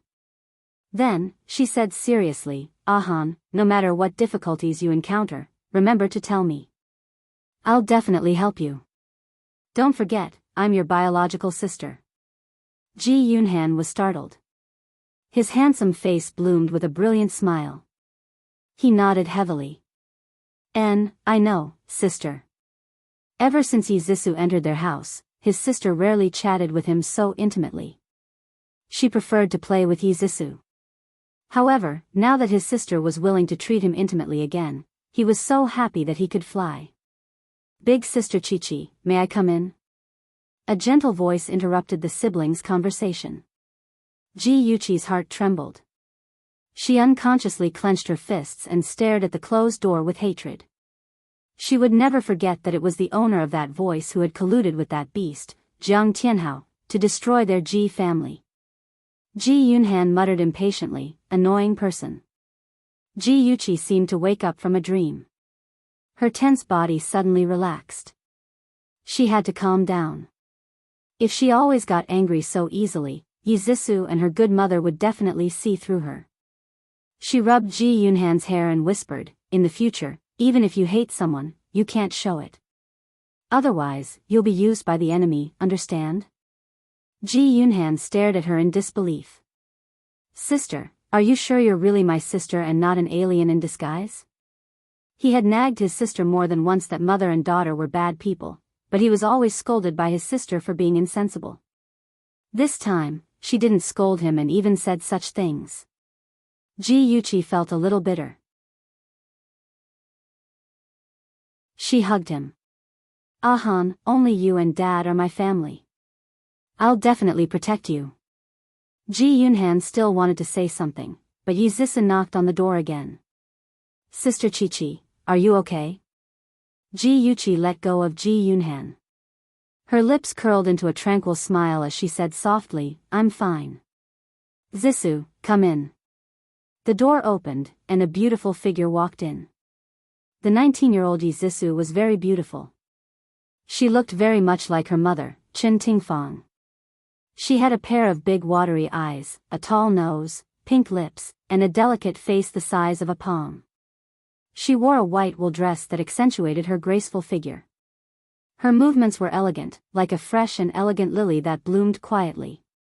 Others were bewitched by her pure appearance.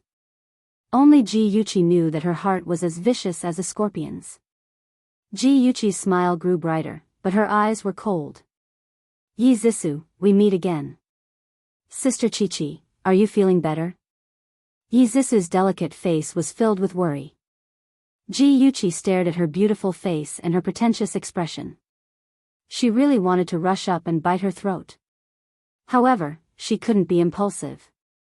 She would take revenge for all the pain she had suffered, bit by bit. She pinched her palms hard and tried to control her emotions. She curled her lips and said, "I'm fine now. I've made you worry, Zissou." Zissou seemed to heave a sigh of relief. Her furrowed brows loosened, and she looked at her reproachfully. "Sister Chichi, you have to be more careful in the future. It's so dangerous to fall into the lake in the middle of winter. Fortunately, someone passed by and saved you. Otherwise, the consequences would have been unimaginable." Her tone was reproachful, but every word she said was for Ji Yuqi's sake, as if she was really a good sister who cared about her older sister. If Ji Yuqi hadn't been reborn and seen through her true colors, she would have been bewitched by her fake kindness. Ji Yuqi's eyes flashed with ridicule, but her lips curved into a gentle smile. "All right, Zissou, I already know my mistake. Don't embarrass me anymore. I was just taught a lesson by Ahan." Ji Yunhan had been standing to the side watching Zissou's pretentious behavior. He was originally very impatient, but when he recalled his older sister's reminder, he didn't mock and ridicule Zissou like before. He only snorted and replied to his older sister, "In the future, don't tell others that I'm your younger brother. I don't have such a stupid older sister like you." Ji Yuqi pretended to be angry and snorted twice. Zissou hurriedly smoothed things over and changed the topic, but in her heart, she couldn't wait for the relationship between the siblings to worsen as much as possible. "Sister Chichi, I almost forgot that Senior Jiang Tianhao is here to see you. Let's hurry downstairs." Ji Yuqi looked confused. "Jiang Tianhao? Who's that?" Zissou stepped forward and held her arm. She smiled gently. "Sister Chichi, Senior Jiang is a famous person in our school. How could you forget? Also, he's your savior." "Savior?" It must have been carefully planned. Ji Yuqi still remembered that day when she was sitting by the lake and reading a book. Suddenly, she felt a weight on her shoulder and fell into the lake with a splash. She struggled and shouted for help, but there was no one around. The suffocation grew stronger and stronger. She drank a lot of water and thought that she was dead for sure. Suddenly, a hand grabbed her arm. In her previous life, she thought that it was just her imagination and didn't think much of it. In this life, she was sure that someone had deliberately pushed her into the lake. The person behind the scenes was naturally Jiang Tianhao. He wanted to create a scene of a hero saving a damsel in distress to get close to her and win her favor. Ji Yuqi narrowed her eyes and seemed to be thinking seriously. After a while, she came to a realization. "No wonder I thought his name was familiar. So it's our student council president." Her long eyelashes fluttered, and she looked a little shy. "Zissou, you said that Senior Jiang saved me?" The perfect smile on Zissou's face froze, and her voice was gentle. "Yes, Senior Jiang has been very worried about you, so he specially came to see you. Let's hurry down and not let him wait too long." "But I haven't changed yet." Ji Yuqi glanced at her clothes and shook her arm coquettishly. "Zissou, you go down and accompany Senior Jiang first." "I'll change first." "Okay, I'll go down first." "Hurry up and come down." Zissou chuckled, her lowered eyelashes hiding the strong jealousy in her eyes. Welfare, Hongcha 866.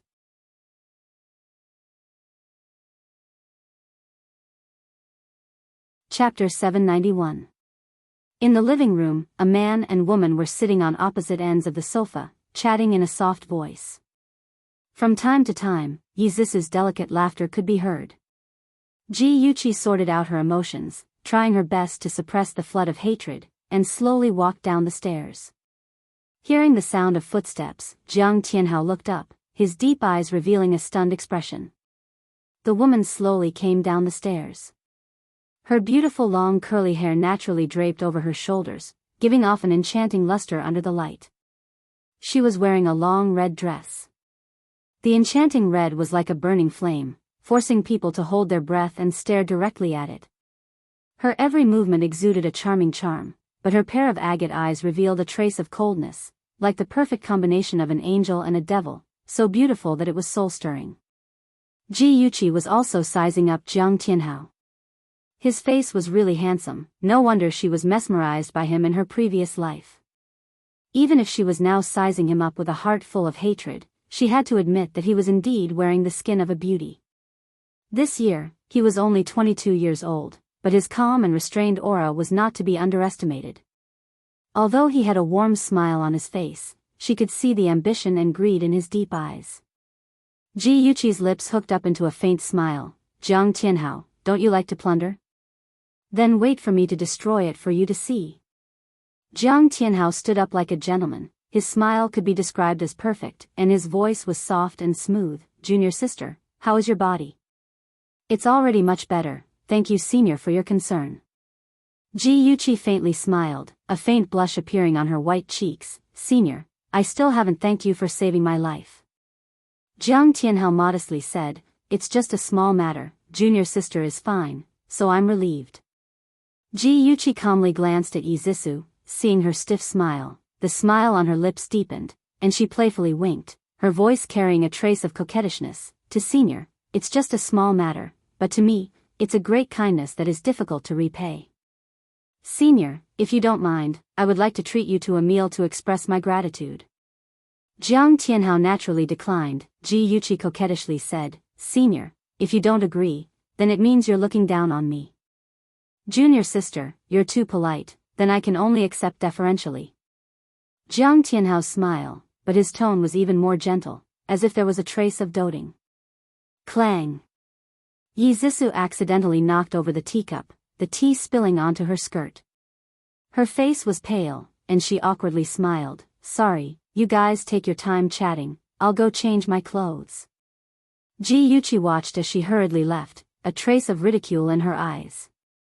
So, Yi Zissou had liked Jiang Tianhao for a long time. In her previous life, this big idiot had stupidly asked Yi Zissou to teach her how to pursue Jiang Tianhao. She was really stupid to the extreme. After Yi Zissou went upstairs, she didn't come down again. Ji Yuqi also didn't want to look at Jiang Tianhao's disgusting face, so they arranged to eat together. After faintly exchanging a few words, Jiang Tianhao tactfully took his leave. Ji Yuqi stood in front of the floor-to-ceiling window, watching Jiang Tianhao's tall and straight back disappear into the distance. She couldn't help but recall her previous life, when she also secretly watched him leave. The difference was that at that time, she was filled with anticipation for their next meeting. But now, her heart was filled with hatred, and nothing else. The fallen leaves and trees in the courtyard were bare, giving people a feeling of desolation for no reason. In the garden, several red plum blossoms were in full bloom, awe-inspiring and unafraid of the cold wind. The fiery colors ignited the hatred hidden deep in Ji Yuqi's heart. Her lips hooked up in a cold arc, so cold that it was frightening. Chi-Chi, why are you wearing so little? Don't freeze. Ji Bowen had just returned home when he saw his daughter standing in front of the floor-to-ceiling window in a daze, and his heart ached. Ji Yuqi's heart trembled, and her eyes quickly filled with tears. It was her father who loved her the most. She abruptly turned around and threw herself into Ji Bowen's embrace.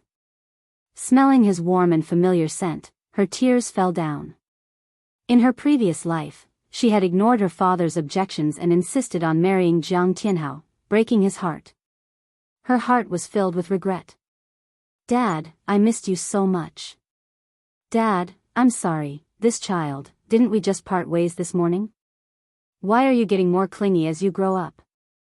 Ji Bowen smiled as he stroked his daughter's head. He couldn't help but scold her. Chi-Chi, you're not allowed to do dangerous things in the future. Dad is old and can't stand being scared. Ji Yuqi fiercely nodded. Dad, I'll definitely listen to you in the future. I won't make you angry anymore. Ji Bowen's warm large palm pressed on her head and sighed with gratification. Chi-Chi, you've grown up. You know how to care for your dad. Dad is very happy. Dad. Ji Yuqi's nose twitched, and her tears fell again. Okay, don't cry. Ji Bowen lovingly patted her back. Chi-Chi, go upstairs and put on another layer of clothes. Don't catch a cold. Dad, I'm not cold. The heater in the room was very strong, and it was as warm as summer. Ji Bowen deliberately put on a stern face. No, you've just recovered from a serious illness. You have to be more careful. Gigai, be a good girl and go upstairs and put on another layer of clothes. Okay, I'll listen to Dad. Ji Yuchi hugged him tightly, then released him. She playfully stuck out her tongue, then turned around and ran upstairs.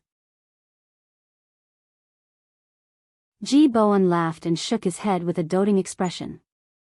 Chen Tingfang stood on the second floor and jealously watched the scene of the father and daughter being filial. Her strict husband rarely smiled in front of her and Zissou, but in front of Ji Yuchi, he was never stingy with his smile.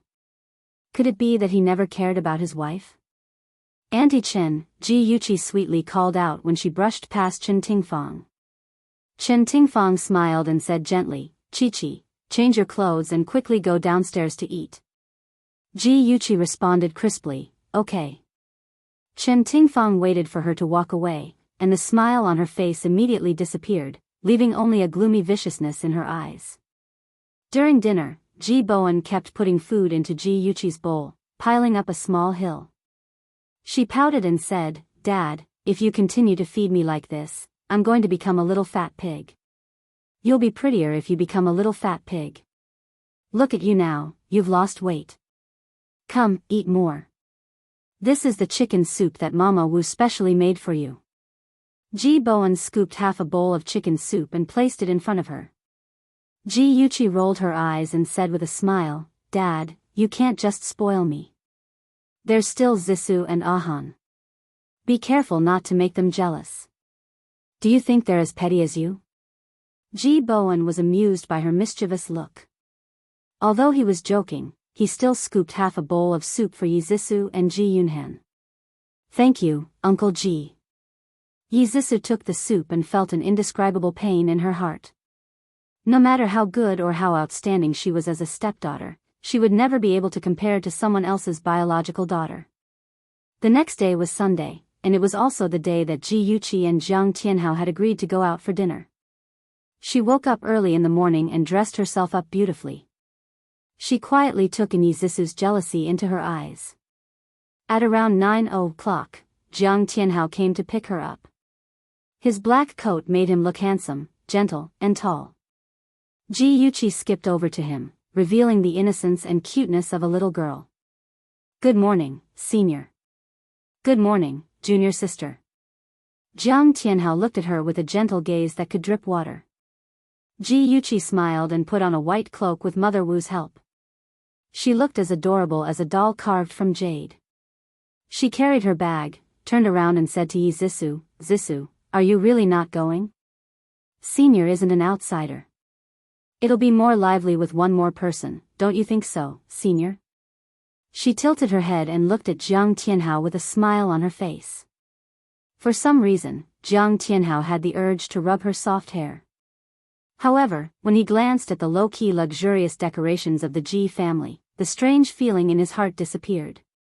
He smiled and said, Yuchi is right. Zissou, why don't you come with us? Yi Zissou's eyes lit up. Senior Tianhao called her name. She was so excited that her heart raced. She wanted to tell him that she was willing to go, but when she saw Ji Yuchi secretly winking at her and looking at her pleadingly, she had to suppress the excitement in her heart. She smiled stiffly and said, I've already made an appointment with my friend, so I won't be going with you. Have fun. I see. What a pity. Zissou will be leaving first. Ji Yuchi waved at Yi Zissou. Jiang Tianhao also nodded politely. Seeing the two figures disappear at the entrance of the courtyard, Yi Zissou picked up a vase and smashed it on the ground. Her beautiful face was twisted with anger and jealousy. Mom, how long do I have to endure this? I saw Senior Tianhao first. Why should I give him to that bitch Ji Yuchi? Mom, I can't accept this. I really can't accept this. Senior Tianhao likes me too. We're a match made in heaven. Yi Zissou roared angrily in the master bedroom. Chen Tingfang's slender and white fingers tapped Yi Zissou's forehead. She said resentfully, Senior Tianhao, what's so good about that poor boy? You'll marry a rich man in the future. Don't associate with those poor people. Mom, you can't say that about Senior Tianhao. Although his family isn't well off, he's capable and ambitious. He'll definitely make a name for himself. I like ambitious men like him. Stupid. No matter how capable he is, without connections and funds, he'll only be able to climb to the position of a department manager. Compared to those rich second-generation heirs, he's already lost at the starting line. Chen Tingfang frowned impatiently. Zissou, listen to Mom. Don't associate with him anymore. With your Uncle Ji's status, it'll be easy for you to marry into a rich family in the future. Why do you have to suffer with a poor boy? Right, doesn't that Tang boy like you? I think he's not bad. Come and see, Songshu 566.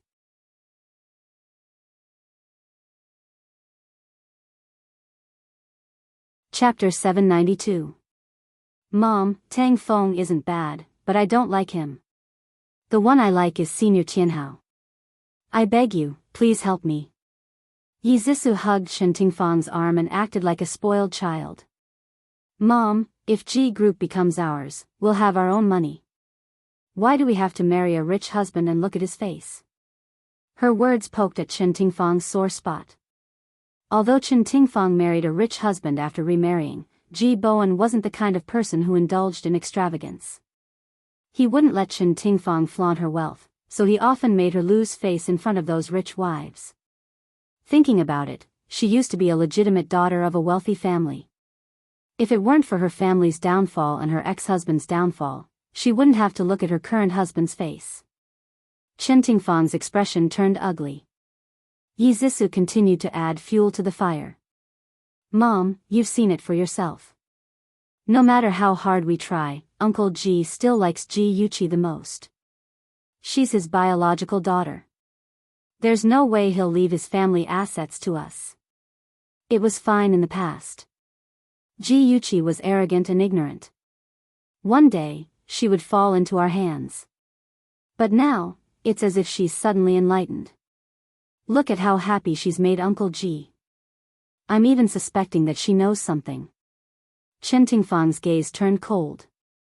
Her scarlet nails dug into the edge of the table. She sneered and said, if we want to defeat Ji Yuqi, we have to first make her lose Ji Bowen's favor. Let's see what else she can do without the person protecting her. Yi Zissou was delighted. Mom, you have a plan? Chen Tingfang scratched a few marks on the table with her fingernails. Her eyes were sinister and vicious. She whispered something into Yi Zissou's ear, which made Yi Zissou beam with joy. Ji Yuqi, let's see how long you can be so mighty. Ji Yuqi, who was being talked about, was having a meal with Jiang Tianhao in a high-class Western restaurant. She lowered her eyes and elegantly cut the steak on the plate. She imagined that she was cutting Jiang Tianhao, and her mood inexplicably became better. Sure enough, love and hate were separated by a single thought. In her previous life, she loved him so much that even a scratch on his hand made her heart ache. But now, fantasizing about how to torture him had become her greatest hobby. Yuqi, what do you usually like to do? Jiang Tianhao's voice was clear and gentle. Ji Yuqi's expression was indifferent. Eat, sleep, study, and occasionally go shopping. There's nothing special. Jiang Tianhao was startled. He thought that this arrogant miss in front of him already had a good impression of him. She should have shown her good points in front of him to attract him. Even if she didn't have any good points, she should have said that she had some elegant interests. Her answer was too honest. Ji Yuqi didn't know what he was thinking and didn't care. She only focused on eating, treating him as if he was nothing. Jiang Tianhao still wanted to worm his way into being friends with her. He created a few more topics, but she rebutted him indifferently. He couldn't guess what she was thinking, but he also found it more interesting. It seemed that she wasn't the simple-minded, unruly, and willful miss in the rumors. When it was time to pay the bill, Jiang Tianhao displayed his gentlemanly demeanor. He took out his wallet and rushed to pay the bill. Ji Yuqi stopped him and directly handed a gold card to the waiter. She lightly smiled. I already said that I'll treat Senior. How can I let Senior spend money? Jiang Tianhao didn't insist and gently said, it's still early. Why don't we go watch a movie? It had been the same in his previous life. After the two of them had finished eating, he had suggested that they watch a movie. In the end, they had watched a literary film about a pair of childhood sweethearts. Ji Yuqi had thought about her own feelings and had started to cry. Jiang Tianhao had taken out a tissue and gently wiped her tears. At that moment, she had developed a good impression of him. Ji Yuqi's lips curved into a cold smile. Her voice was flat. Sorry, Senior. I'm not feeling well today. Maybe another day. Then I'll send you home. There's no need. The driver is waiting for me outside. Jiang Tianhao thoughtfully took the coat and was about to put it on for her. She took the coat from him and put it on herself. Men were all cheap. The easier it was to get something, the more boring it was for him. The harder it was to get, the more it could arouse his fighting spirit. Especially this kind of man who had bad intentions and deliberately approached her. How could she not make it more difficult for him? She was neither close nor distant. Only then could she seduce him and make him unable to stop even if he wanted to. When she got home, it wasn't even 4 o'clock. Chen Tingfang and her daughter were not around. When she asked Mother Wu, she found out that the two of them had left after lunch. They probably went shopping. Ji Yuqi had just finished changing her clothes when Xiao Rou came in. Xiao Rou was Mother Wu's distant niece. Under Mother Wu's influence, she was 100% loyal to Ji Yuqi. The two of them were very close. In private, they called each other by her name. Yuqi, I was cleaning Madam's room today. I accidentally overheard Madam and Miss Second's conversation. Xiao Rou repeated the conversation she overheard in the cloakroom word for word. Ji Yuqi did not have much of a reaction after hearing this. She had already expected that Yi Zhisu would not be willing to give up on Jiang Tianhao. That would be good. The deeper Yi Zhisu's feelings for Jiang Tianhao, the deeper she would be hurt. In her previous life, Xiao Rou did not overhear their conversation. Perhaps, her rebirth had changed the trajectory of some things. Ji Yuqi did not speak. Xiao Rou thought that she had suffered a blow and was too sad, so she asked with concern, Yuqi, are you okay? Ji Yuqi's heart warmed. She smiled and said, I'm fine, Xiao Rou. Thank you for telling me this. This is what I should do. However, that mother and daughter are too hateful. Should we tell Master? No need. We don't have any solid evidence. Even if we tell my father, he won't do anything to them. Moreover, I don't want to alert them. Ji Yuqi's eyes moved slightly. The smile on her lips was frighteningly cold. I'm not afraid of them doing anything. I'm just afraid that they won't do anything. Xiao Rou's eyes widened. She thought that her eyes were playing tricks on her. Although Yuqi was unruly and willful, she had a good heart. How could she show such a scary smile? Xiao Rou, Ji Yuqi held Xiao Rou's hand and said bluntly, I was stupid in the past. I didn't know who was sincere to me and who was not. But now, I see clearly. I won't be deceived by those villains. Xiao Rou, in this family, you and Mother Wu are the people I trust the most. Mother Wu is old and I don't want to involve her in these things. Are you willing to help me? Xiao Rou bit her lip. Although she did not read many books, she was very attentive and sharp. She could see that Chen Tingfang and her daughter did not have good intentions. In the past, Yuqi was deceived by them. She and Mother Wu also tried to persuade Yuqi, but she did not believe them. Now that she saw clearly, Xiao Rou naturally chose to stand on Yuqi's side. Xiao Rou's eyes were firm. Yuqi, Xiao Rou is your person in life and your ghost in death. I will never betray you. Ji Yuqi's eyes welled up with tears. She hugged Xiaoro. Xiaoro, thank you. In her previous life, Xiaoro had also treated her wholeheartedly. In the end, the Ji family fell into dire straits. The servants either left or scattered. Only Mother Wu and Xiaoro refused to leave. They insisted on staying by her side to take care of her. Madam, they spoke too softly in the end. I didn't hear their conspiracy. What should I do? Ji Yuqi pursed her lips and smiled, but the smile did not reach her eyes. It's okay. I have a rough idea of what they want to do. Chen Tingfang and her daughter were very good at shopping.